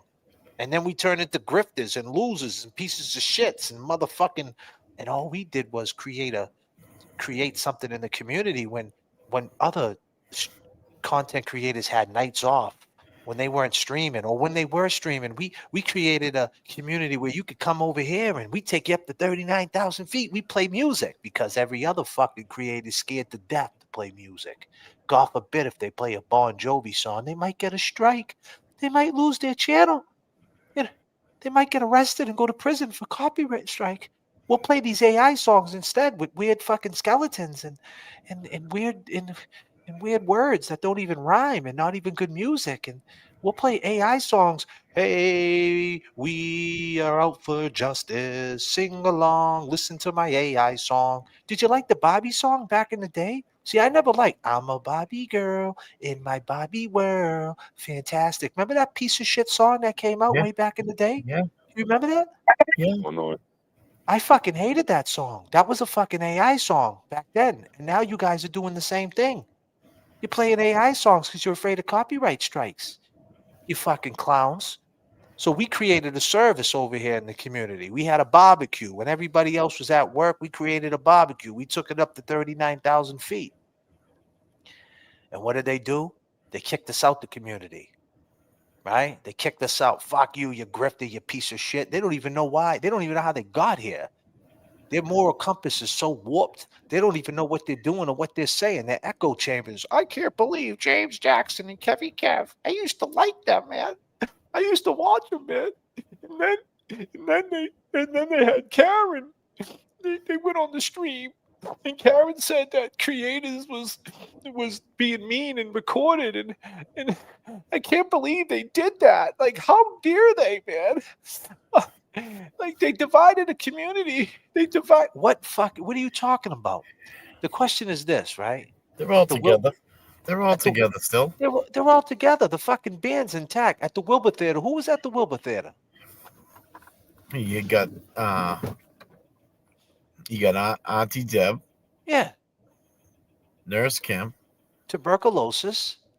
The Galera. No, Will Henry. Yeah, Will Henry. They was all there, right? Yeah. They were inside the Wilbur Theater, right? Yeah, And where were we? we were outside. We were outside. And I where was are we smoking. now? We were smoking cigarettes. I was smoking cigarettes. And where are we now? 39,000. So what changed? What changed? But the point I'm trying to make is, Eddie, you're talking about build a community, all this positive shit. What happens when it turns negative? What happens when it turns negative? What happens when people don't want to hear that shit? What happens when people are like, yo, Eddie, man, this ain't fucking Gardner anymore. This is not about Jesus. This is not about, hey, man, I believe I can fly. Nobody gives a fuck. The dude who's sitting at the corner that's asking for $20, that's dope sick, people are calling him a junkie. The girl, the mental health girl that's talking to herself right now, that's having conversations with the fucking coffee cup and Dunkin' Donuts. Hey, coffee cup, it's Christmas time. It's an orange one. I can't Is believe yours it. orange? Mine's orange. Mine's pink. Hey, Mr. Coffee Cup. Look, I could put the water there. You can have a drink of water, Mr. Coffee Cup. I love you, Mr. Coffee Cup. It's just me and you against the world. No one gives a fuck about that girl or that man talking to that coffee cup who's checked out. No one's filling up that coffee. They don't give two fucks.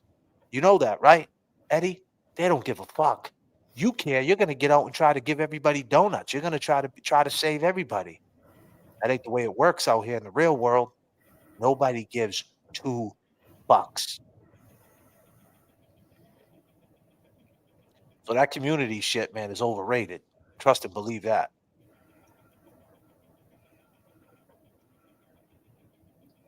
Family and friends in Somerville who, like Eddie, are deeply engaged with the community. He is now an uncle to 6 joyful nieces and nephews, and at so many family and community gatherings, I can't help but imagine if Eddie were here, he'd be teaching them how to play sports, mentoring them and giving them advice on how to navigate problems they're dealing with at school, and listening attentively and with compassion when one of them's having a bad day, and so much more. I cannot emphasize enough the immense void that would be filled in our community when Eddie finally comes home. It would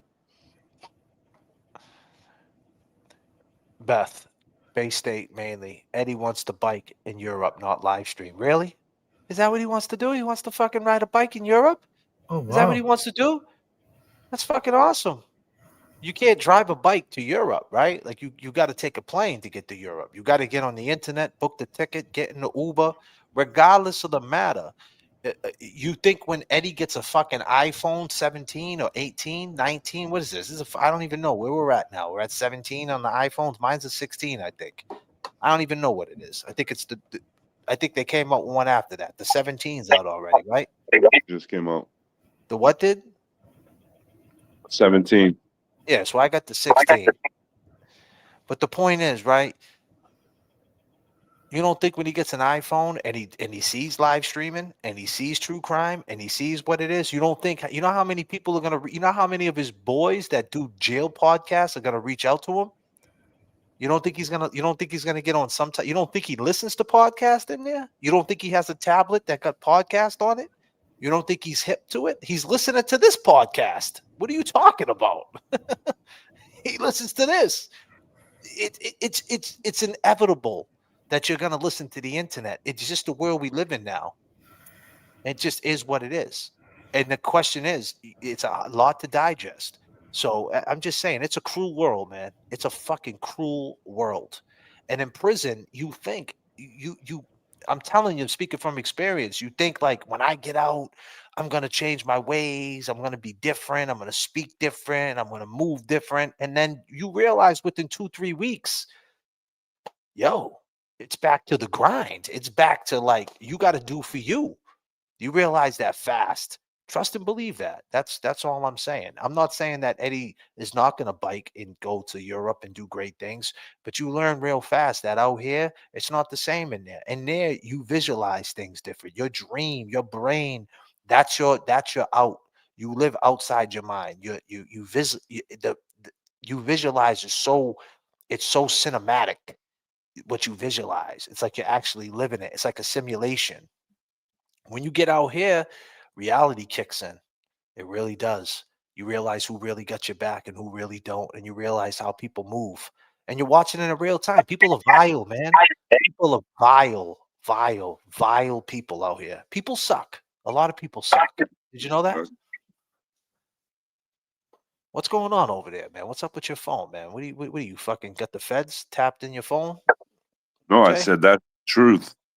Yeah, I'm just saying. Ain't no feds on my phone. No, I'm saying I don't know if they're tapped It would in. I mean the don't know. world to our youth who deserve to have their uncle in their lives. Eddie is also a deeply principled advocate with clarity on executing on his values of justice, fairness, and accountability. Not only is this something I admire in Eddie, it's what the two of us have in common that brought us to work together so closely. I feel incredibly lucky to have worked with Eddie on so many issues and to have learned so much from a like-minded friend. What initially brought us together was his unrelenting advocacy for programming. Despite all the challenges and barriers of advocating while incarcerated, he is extremely thorough, organized, and skillful. And most notably, he has been working with outside organizations to bring restorative justice practitioners and parole preparation programs to Gardner. When his applications were left unresponded to or denied, he organized the educational materials and created a restorative justice reading group at Gardner. He is also someone who has a deep compassion and consideration for others. Although Eddie is not a father himself, he has advocated tirelessly for the father reunification events and support groups. Although Eddie does not struggle with mental health and is blessed with a very supportive family, he knows that many incarcerated men need this kind of support. Although Eddie does not face any physical disabilities, he has always made sure that older men and disabled men have a voice in advocating to legislators about accessibility issues that are rampant. Eddie is also always looking out for his family. After visiting at Gardner, he often asks me, "Hey, I know you're busy, but could you give my old man a call and check in on him?" Throughout my tenure, I've met with hundreds of incarcerated people in Massachusetts and have worked closely with dozens of incarcerated community leaders across several facilities. I can attest that Eddie is an exceptional individual who approaches problems systematically and with a clear eye towards how to support the entire population. He thinks beyond himself and works to advance an agenda that is best for the whole community. He advocates strategically and with intention, and this is why he has the utmost respect of his peers and many DOC staff. I want to also uplift that much of the work around programming and education that I've shared with the parole board is thanks to Eddie's tireless advocacy.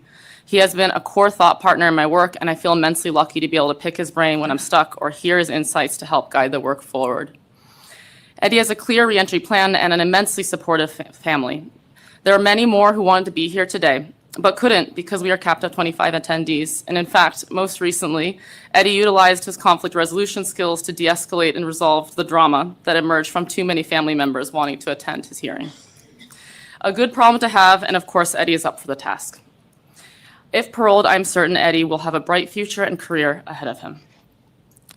My heart goes out to Janet Downing, the Downing family, and all of the many lives that Janet Downing touched. There are no words to express the deep pain nor the horrendous cruelty of her murder. I myself was raised by a single mother all on her own, and I cannot fathom what it feels like to lose your mother in such a gruesome act. I want more than anything for the Downing family to get the closure and justice they deserve. I am not a judge, and like the board, my role is not to deliver a sentence or conviction. I've reviewed Eddie's case closely, and I believe that many things went wrong in this prosecution and his conviction. But more than that, I believe Eddie has shown through his actions and his commitments that he would be a community asset if he were able to come home. Based on the standard this board must review for parole eligibility, I believe that continuing to keep Eddie in prison after nearly 29 years would be an injustice. As a legislator, a supporter, neighbor, and friend of Eddie O'Brien and his family, and as a citizen of Massachusetts deeply concerned about public safety for all residents, I respectfully urge you to parole Eddie O'Brien without delay. Thank you. I'm working on getting involved today. I talked to her today. That was powerful. You talked to her? Yeah, I talked to her today. That was powerful. To see it. So she said she's more than willing to come on, but she can't come on until probably next week. That's good.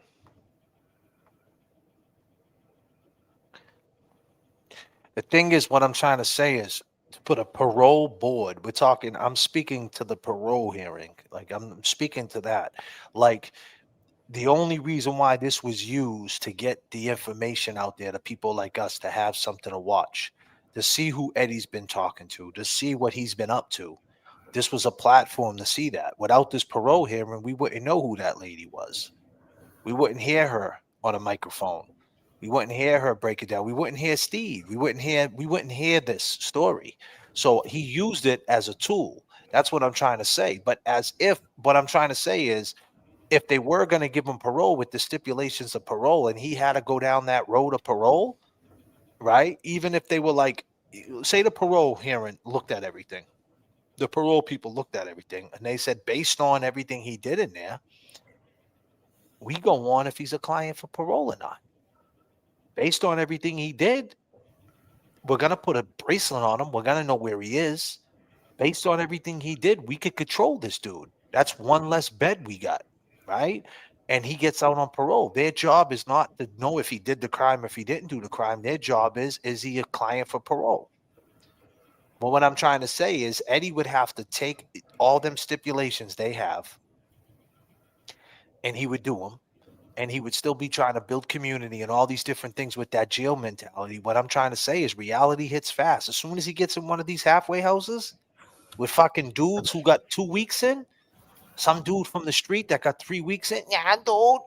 Yeah, my baby mother, dude, she no good, dude. My baby mother, dude. Yeah, dude, my baby mother, dude. She kicked me out the house, dude. I don't know what I'm gonna do, dude. Yeah, no.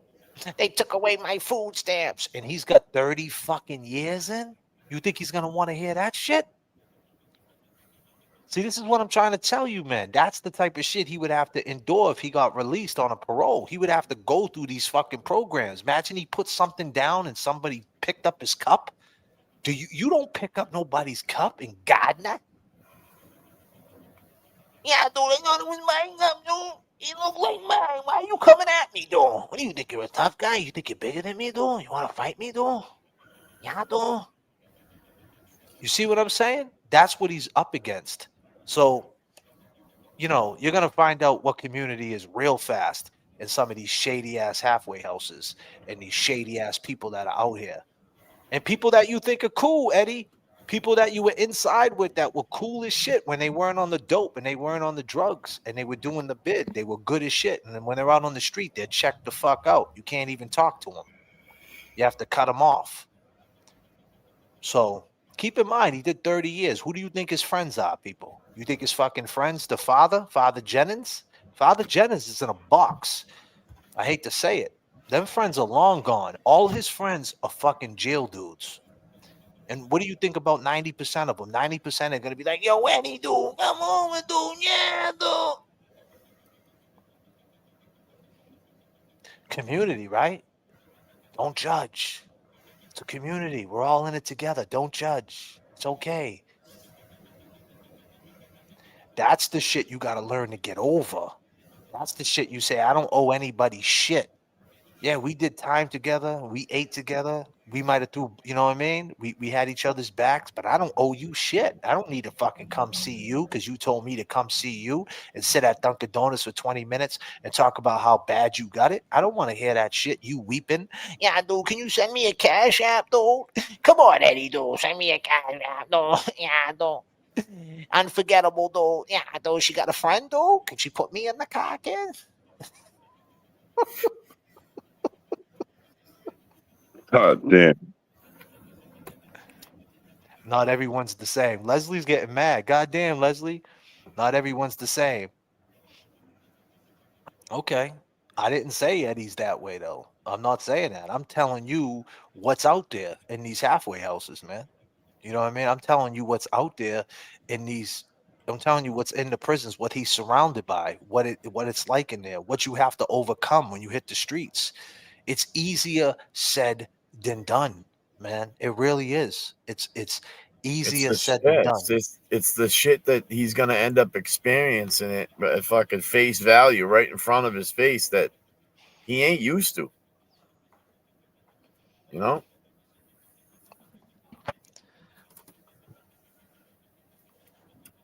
Yeah, man. That's a lot, man. The parole, man, it's like, listen, one of my boys came home after 27 years. In 2 weeks, he was back in jail. 14 days after 27 fucking years.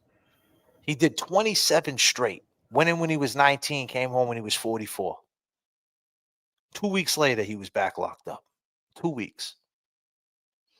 It wasn't for a crime. He didn't commit no crime. He just violated parole over a chain. He had a chain. He was in one of these fucking halfway houses, and somebody took his chain, like moved it. And guess what happened to that dude? That dude got smacked up. 27 years, man. Principle, man. Principle. It's a lot of shit you got to endure, man. I'm not a Mr. Know-it-all. I'm not saying that what I'm saying is law. I'm not saying that's exactly what would happen, but that's what the parole doesn't want to tell you. Like they want you to do so good in there and do all these different things, and everybody's in there doing that and following the script to get to the parole to get out. But as soon as they get out, that all flies out the window. You know what I'm saying? As soon as you get a taste of freedom, that shit flies out the window. And that's why it's a revolving door. It's sick. You know? So what I'm saying is, man, run that DNA. Let's see whose DNA it is. Because parole, I think he could do a parole, you know what I mean? But unless he's exonerated, he's going to deal with a lot of hate, man. There's going to be a lot of people that will say dumb shit. You know what I mean? Think about it. If he got paroled without being exonerated, people would come for his head, man. It'd be all in the papers,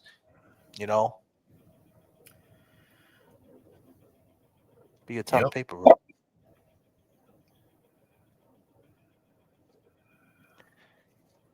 Oh yeah, the media would go over him all over again.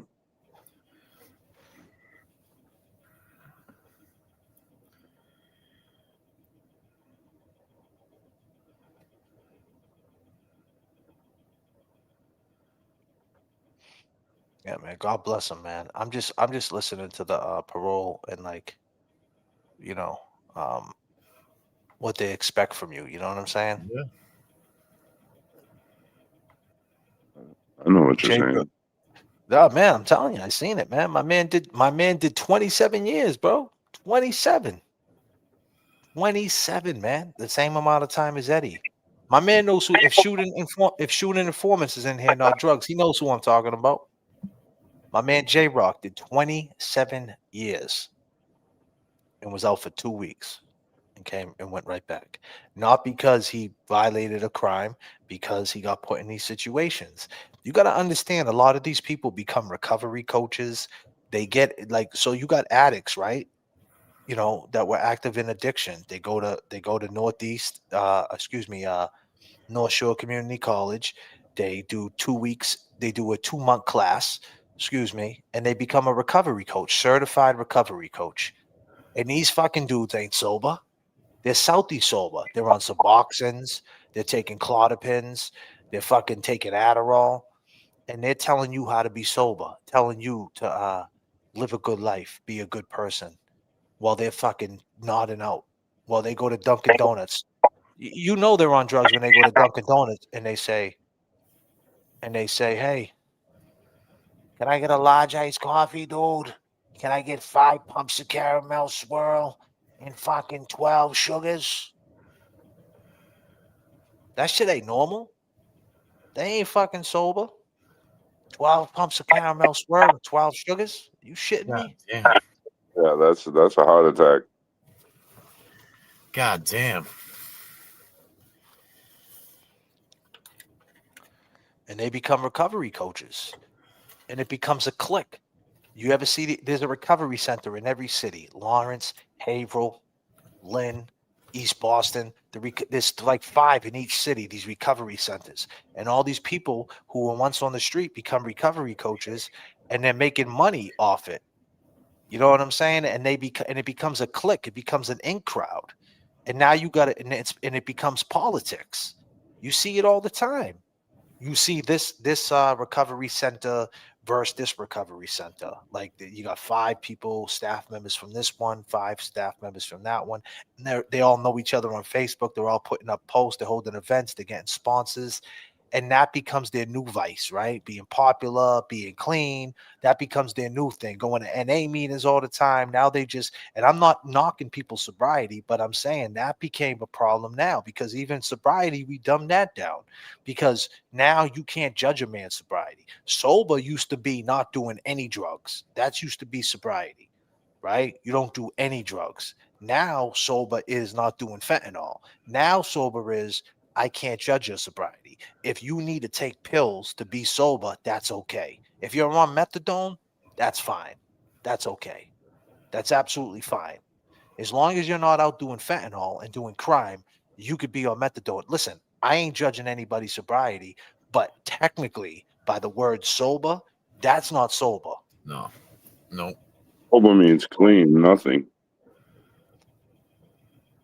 So these are the shit you got to navigate through, man. This is the shit, the system, man. And that's the shit he's going to be involved in, whether you like it or not, because he comes from that. Everybody he knows is involved in that. That's the type of like whether you like it or not, that 15-year-old Eddie is not that dude no more. He's involved in the system. He's integrated in it, man.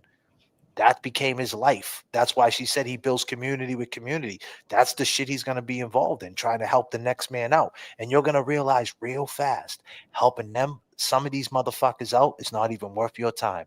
It's not even worth your time. That's a fact.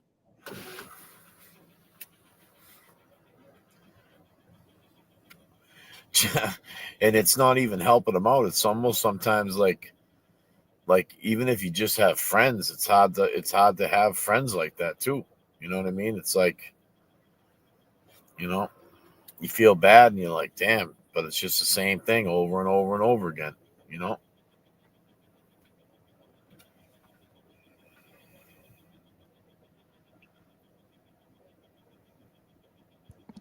Yeah, man. It's just it's a tough thing, parole, man. And that's why, like, freedom is priceless, man. You don't want to get caught up in the system, you know? You don't want to get caught up because you see dudes who are in there wearing kitchen uniforms, right? Flipping burgers in jail, but when they come out, they're not working at Target. They're just not going to do it. But in there, they'll work for $1 a day, but they won't work at Target. It's just the crazy world we live in, man. Yep.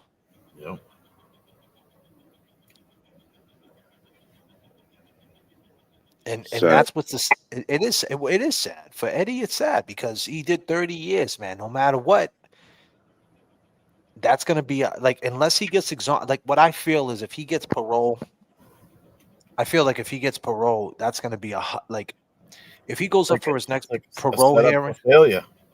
Yeah, I do. I believe that. Go setting you up for failure. I feel that he could do it, but I feel like I don't think he's really ready for the backlash that will come from that. The way they'll spin that. You know what I'm saying? Yeah.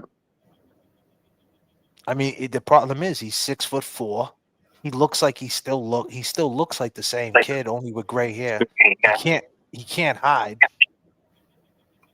I thought he's 6'7". 6'7". There goes the dude who fucking stabbed the girl. You know what I'm saying? Like, yeah. You want to be reversed. You want it to be like, there goes the kid who did 30 years and didn't do it. You don't want to be like, there goes the kid who did it. You know what I mean? And he's out on parole. So I don't know if parole's right for him. I'm just saying, like I said, I'm just speaking. This is live streaming. I'm just saying, I don't even know if he wants that parole. If he's 100% innocent, even if they're willing to give him, I'm not telling him not to take the parole. Of course, get out if you can get out. But damn, I think it would be worse coming home and then violating the parole and going back in. Like, that's a mind fuck. Like, you know what I mean? Coming home for like a year and then violating and going back in. Because if he was on parole, he'd be on parole for the rest of his life. And then they would spit it. They'd say, why you take parole if he didn't do it? Like, it just, I don't know. I would say continue to keep having these parole hearings and continue to use them as a tool. But the crazy part about it, he's a client for parole. That's the crazy part about the whole thing. I mean, he might actually get a fucking parole. That's the crazy part about it. Also told me that he waived all his parole hearings until this last one. And Eddie even said it, he needed to he needed it to be out there. No one's hearing his story. So you're absolutely right with that parole hearing being his platform. Of course. Well, he's going to tell it again. I mean, it already happened a year ago. He got pushed back 2 years. It's already been 18 months. So next year, by next October will be it's 2 years. Next October, he's going to see it again in 2026, man. Not even think about it. It's already December. Less than 2 years. He's going to see it in 2026. He got pushed back to 2 years. So October 2026 we'll be back here. You know what I mean? He'll be doing the same thing all over again. Yep. Hopefully that'll be it before then. Hopefully we'll find out the truth before then. Let me put it that way. Well, hopefully what happens is that like someone in that family, hopefully Steve, a dude who seems very passionate and that was the youngest one out of them all and living in a time where, he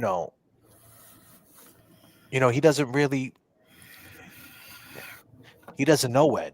You know what I'm saying? Everybody else does. He doesn't know Ed. So would he be willing to go see Ed? Would he be willing to talk to Ed on the phone? You know what I'm saying? Something like that. Like, I don't know. How does that work? Can that happen? Should that happen? I don't know. But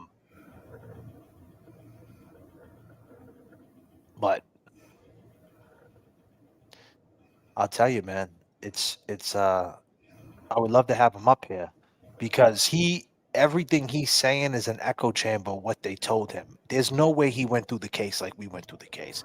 If he could sit up here for 2 days, do an hour, like a couple hours each day, and let us go through the whole case, bring Margot up, you know what I mean? Bring everybody back with him present. If he was willing to do that, there's no way he wouldn't be thinking like the rest of us. Oh, for sure. And then with Adi, if Adi seen him up here, if he starts asking questions on Adi, that's a whole other game plan. Yep.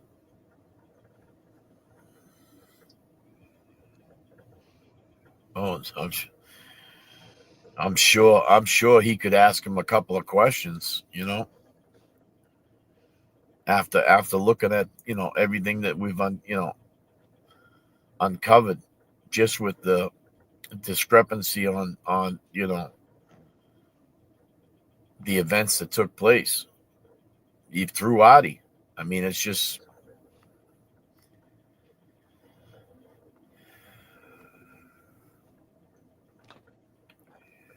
I think that he has a good chance of getting parole. I think that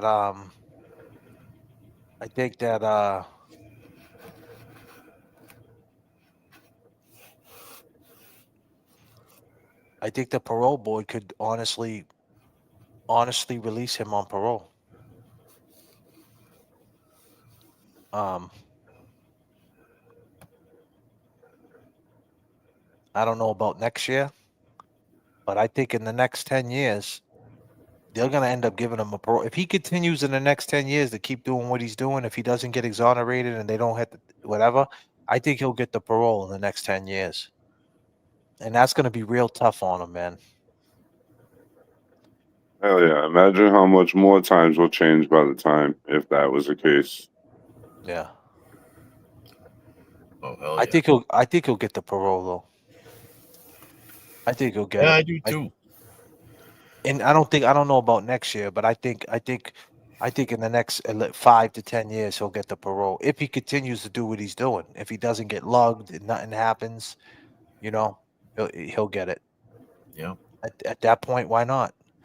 But like I said, man, it's gonna be a lot. It's gonna be a lot for him to handle, man. Coming out at fucking 50, 50 something years old, trying to take your life back and being known as the person who brutalized a woman, murdered a woman.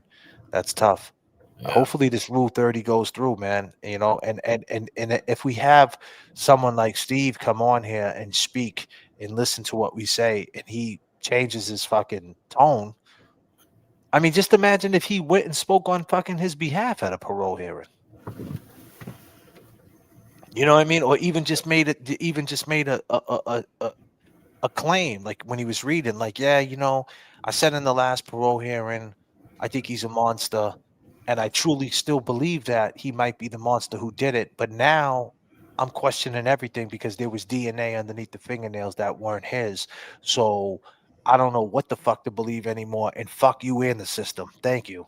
Like that's the type of shit I'd be on. Like fuck you and everybody. You know what I mean? Yep. Because now this doesn't make sense. Yeah. I mean, even if you could have him say, "Hey, let's run that DNA." And like I said, the parole can't do it, but somebody has to. Like the fact that they try to mute that part out. You know what I mean? Like Yeah. that girl, she said, like when she was talking on his behalf, she was like, yeah, even though I went through his case and, you know, my job is not to do a trial. That's how they word it. Like me, why not say it? Why not be like, well, you know, I went through the case and just to let everybody know they ran DNA and it wasn't Eddie's. But anyway, I think he's a good client. Like just why leave that part out? Why the fuck beat around the bush? And that's what I'm saying. Someone asked that parole board that question. Like, let me ask you a question. Have you ever seen somebody who fucking got convicted of murder when the DNA got ran underneath both her fingernails and it wasn't the person's and they're still here? Doesn't that make them innocent? Can you answer that? Like, that's what has to be done here. Like, you have to like fire back at these fucking people. Oh yeah. Stop being politically correct. Fuck these people. You know? Yeah. But yeah, with that being said, this is part 24. I appreciate everybody for coming. It's been a long flight, 3 hours and 38 minutes. I appreciate every last one of y'all. Yeah. We'll be back by 25. Kev's falling asleep. I go by the name of J.F.K. With Jay Brillon. And Kev, and I'm glad you all were here with us tonight. Peace and love, everybody. We'll see you next flight. God damn.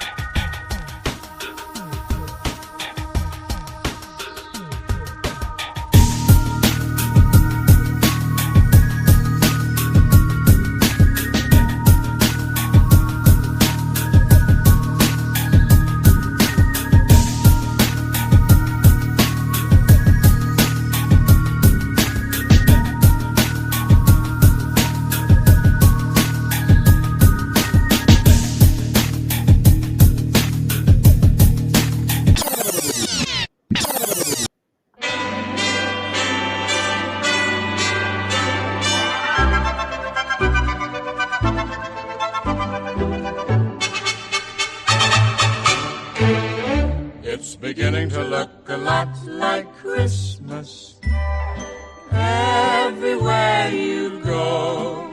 Take a look in the 5 and 10, Listening once again. with candy canes and silver lanes aglow. It's beginning to look a lot like Christmas. Toys in every store. But the prettiest sight to see is the holly that will be on your own front door. A pair of hop-along boots and a pistol that chooses the wish of Barney and Ben. Peace and love, everybody. We'll see you next flight.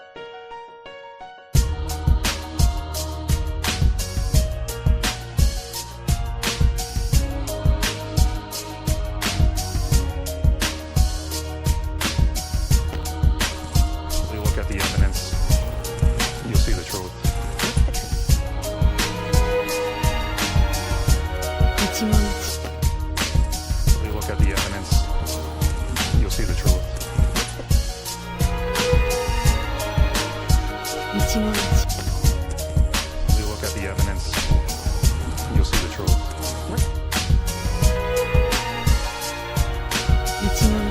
Static select.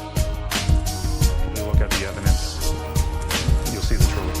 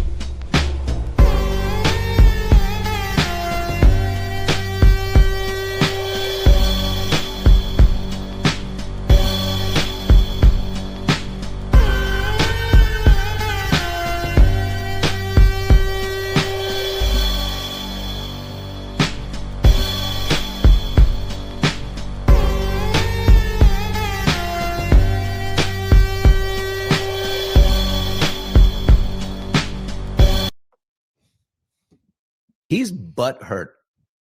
JFK is underrated. He asks like really good questions about shit I never thought of before. Thank and I'm you, like, buddy. that's a good question. I kept saying, like, is. that's actually a really good question. I never thought of that. Like, he's asking about, like, he's the one that kind of pushed the waterfall video, which I didn't really think that much about before. But as it turns out, like, the waterfall video is really important because it's really the last time we see John O'Keefe alive. And all the McAlberts are there with him. Like, it's kind of underrated, that whole thing. And so I'm like, okay. Huh? What? JFK is underrated. You're he right. asks like really good questions. Come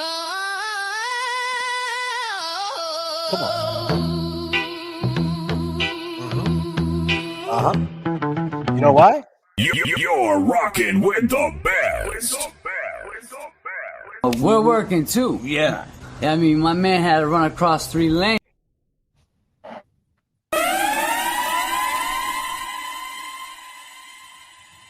You're rocking with the best. He's butthurt. He is. JFK is underrated. He Goddamn asks right. like really good questions about shit I never What's one thing life taught you? If you take your top lip and connect it to your bottom lip, you will shut the fuck up. Like my stomach was growling and tomorrow came. Like I was hungry by myself and tomorrow came. I don't like you. I don't have to like you. He's butthurt. JFK is underrated. He asks like really good questions about shit I never thought of before. Clown! You are a clown! Clown! You are a clown! From the bottom, now I rose. Now this shit is set in stone. I can't leave my craft alone. Now I barely see my home. Static selector. Barely see my home. Power wild baby. Hey, from the start, all I had was hustling hard. The struggle is my fuel, but I do not harp. A lot of long nights hitting licks when it's dark. When bills due, me and lazy people depart. Prayer and meditation, gotta keep my mind sharp. Power wild Mart, never been no mark. Move smart, big dog bite, but don't bark. Get you painted, I ain't talking about some art. The land of the free, that's a farce, cause everything costs. I upgraded from sleeping on the floor to a couch. From apartment to a townhouse, new ice mouse. Static selected going out, bounce back from a loss. JFK grinding and barber getting bands. The whole team get paid if we stick to the plans. We suited at the Grammys, but we started off with grams. Supply and demand and expand, you understand? From the bottom, now I rose. Now this shit is set in stone. I can't leave my craft alone. Now I barely see my home. JFK, y'all. Barely see my home. Talk to him. Let's go. Cops on the scanner, them kids are in the street. The rats making profit cause they eating with police. Trying to touch their souls, but it's like they out of reach. So we hit them with some lyrics and we vibe to the beats. Baby mama wants some money, rent is due. But I spent all my money, yeah, what am I to do? Open case, in my bill under review. So it's fuck the PEO and fuck the judge too. I I'm stone cold, so what's the bottom line? Everywhere I go, I got problems on my mind. Trying to take it slow, and I know you wanna shine. They all want it fast, but they don't wanna grind. Come on. Life is a highway, we burning up the tri-state. We all try to get it, yeah, live it the flyway. Looking at you sideways, cause they all bitter. Stand up and fight, y'all, never be a quitter. From the bottom, now I rose. Now this shit is set in stone. He's butthurt. JFK is underrated. He asks like really good questions about shit I never thought of before. Clown! You are a clown! A clown! I went in about 4 or 5 hours after to get the kitty litter box and the kitten.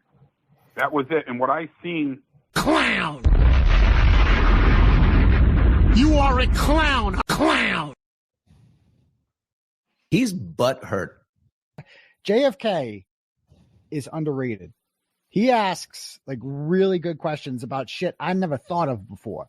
And I'm like, that's a good question. I kept saying like, that's actually a really good question. I never thought of that. Like he's asking about, like, he's the one that kind of pushed the waterfall video, which I didn't really think that much about before. But as it turns out, like the waterfall video is really important because it's really the last time we see John O'Keefe alive, and all the McAlberts are there with him. Like it's kind of underrated, that whole thing. And so I'm like, okay. JFK is underrated. He asks like really good questions. I know. You gotta watch out though, bro. So take your own advice. Yeah. Damn. Why you so... Why they keep talking about us? Why you keep talking about us? Watch out for the Karen, you wiretap. beat 2 murder trials. A movement was built and we all were smiles. It was double jeopardy. The Commonwealth is so vile. Poor parents in the front row, sitting wondering how. Dear Karen, I know John is shining up above. Every little step you take, you can feel his love. You got found not guilty. You made it through the mud. When they talk John's killer, the saddest you they speak of. They selling out theater behind your name, behind your pain. And when they speak your name, another lie they say. Dear Karen, we believe the blogger. We didn't know he was so horrible. Threatening you with jail to make a deal is not honorable. Never told your side, never let it bother you. He kept calling you, went on radio stations, said you were ungrateful and the money was changing you. He curated a cult to low-key hate you. Same group who once celebrated you. Happy Karen was free, now they say you ungrateful. Bitch, we made you. Allen went on the show, gave the little boy his credit. He wasn't in future plans and little man didn't get it. He had a choice to not even stress it, but he did what we knew he would do, and that's so pathetic. Delusional accountability, like you owe him something, like he did everything and your team did nothing, like it's his story and he's the subject and you're free because of him. Change the narrative like you're just a mean one. You did an interview with Howie, you were leaving us. He called you, said you were mistreating us. You called him a liar, said he was misleading us. Told him he crossed the line and this was the last time. His voice was different, you felt it inside. He talked about how much money he raised and went to jail for 60 days. How he felt he was being played. You spoke to your truth the whole time you were being betrayed. Wiretap, but why was the recording made? Hit play. Wiretap, wiretap. Why you so vile? Wiretap, wiretap. Yeah, don't own me. Wiretap, wiretap. Why you tryna hurt me? Wiretap, wiretap. Watch out for the wiretap.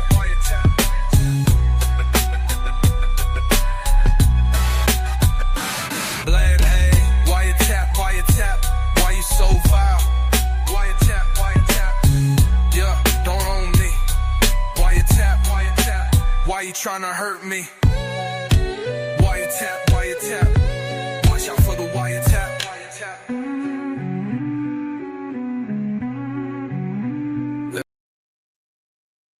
He's butthurt. JFK is underrated.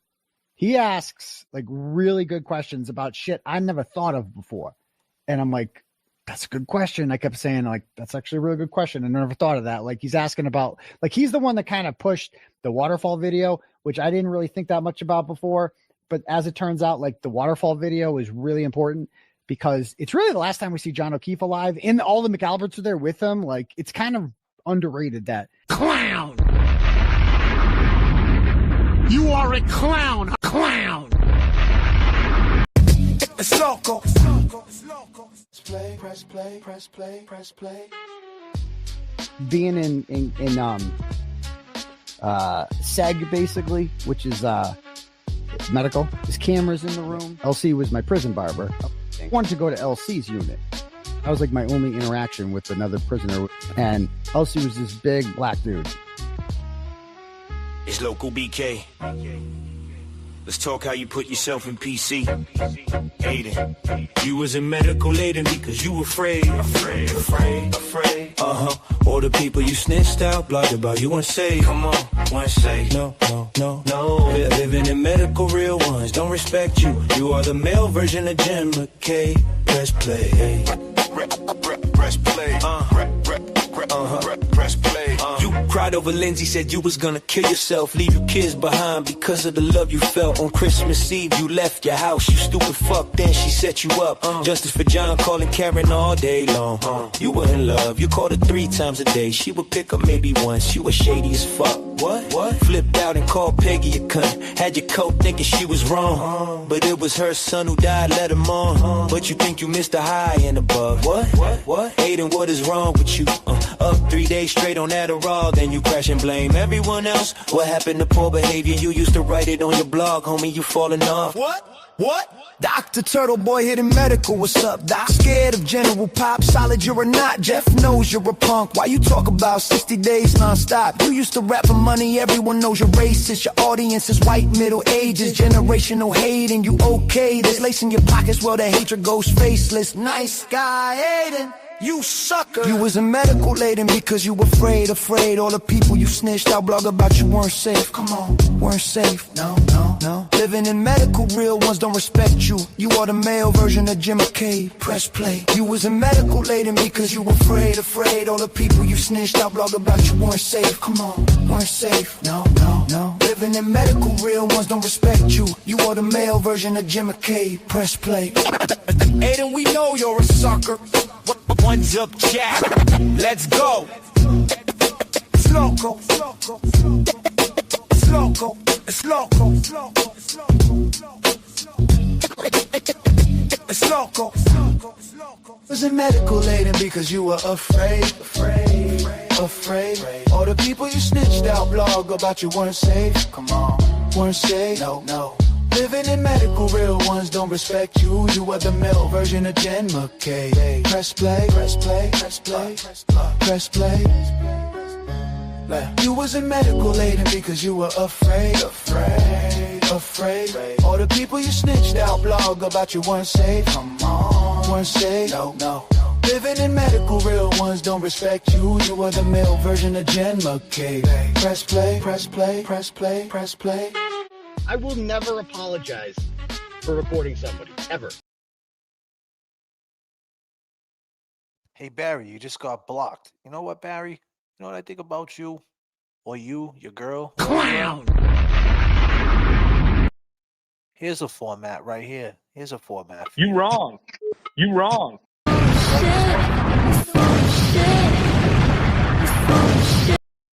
It's called The End of the Show. It's called The End of the Show, having fun with my audience. And you know what? Clown! You are a clown! Clown! What's going on? There's a guy unresponsive in the snow. We're moving on up to the east side. It's a new segment called Moving On Up. We just don't give a fuck. Do you know that segment?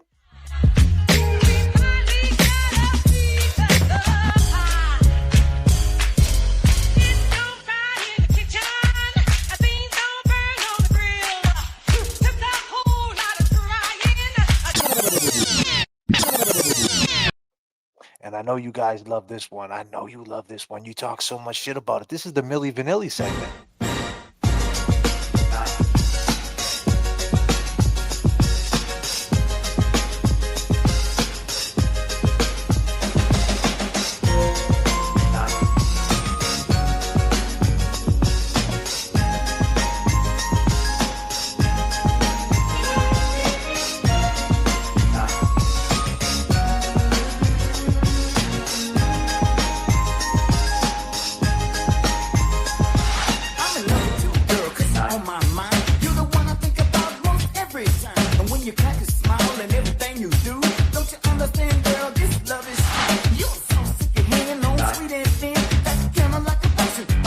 skin. It lightens up my day, and that's also true.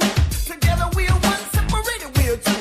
To make it all mine is my desire. Cause you contain a quality that I admire. To put it plain and simple, you rule my world, so try to understand. I'm in love, girl. I'm so in love, girl.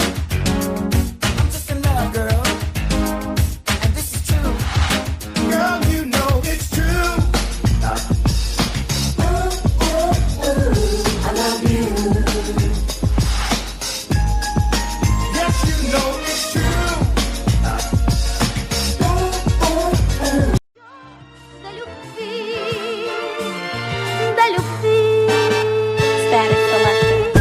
We all gotta live, all gotta die, all gotta give, all gotta thrive. You should love yourself first, adapt to survive.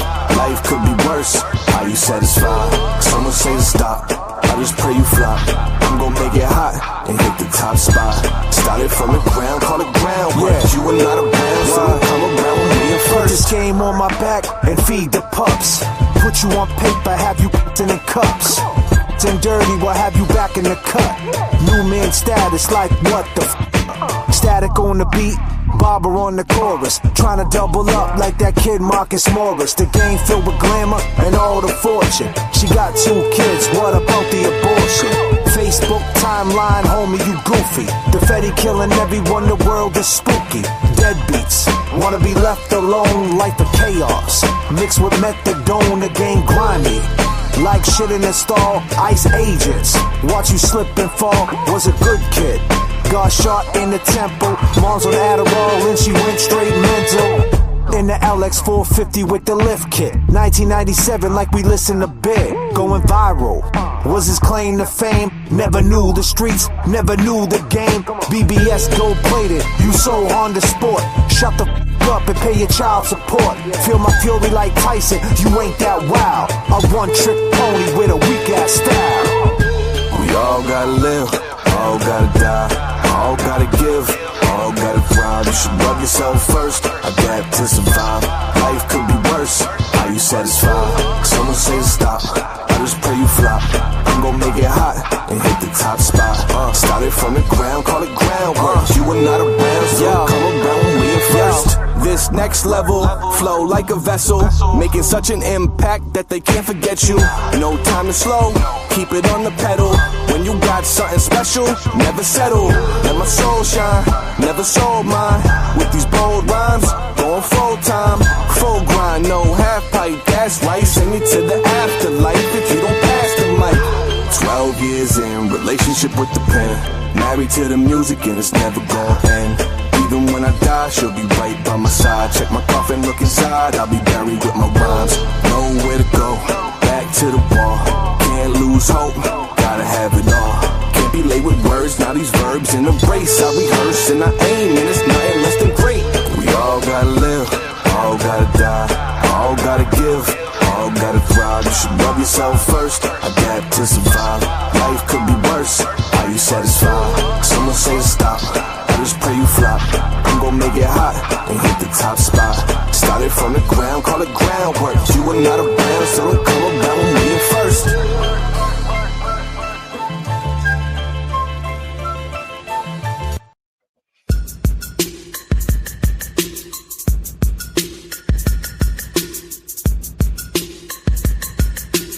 What's one thing life taught you?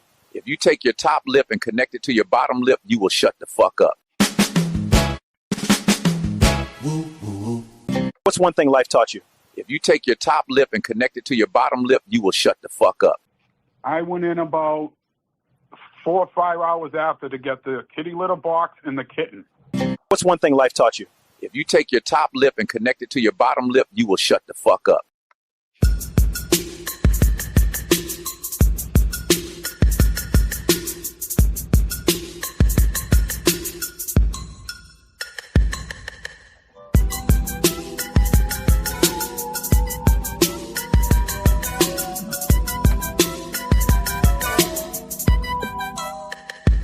She used to tell me that she loved me all the time. I turn to her and say that I'm infatuated by a lovely smile, and someday soon we're gonna walk the aisle. She say you're my everything, my strength for life. mother of your children, as well as your wife. She used to tell me all the time, I'm her one and only, but she ran with another man and left me lonely.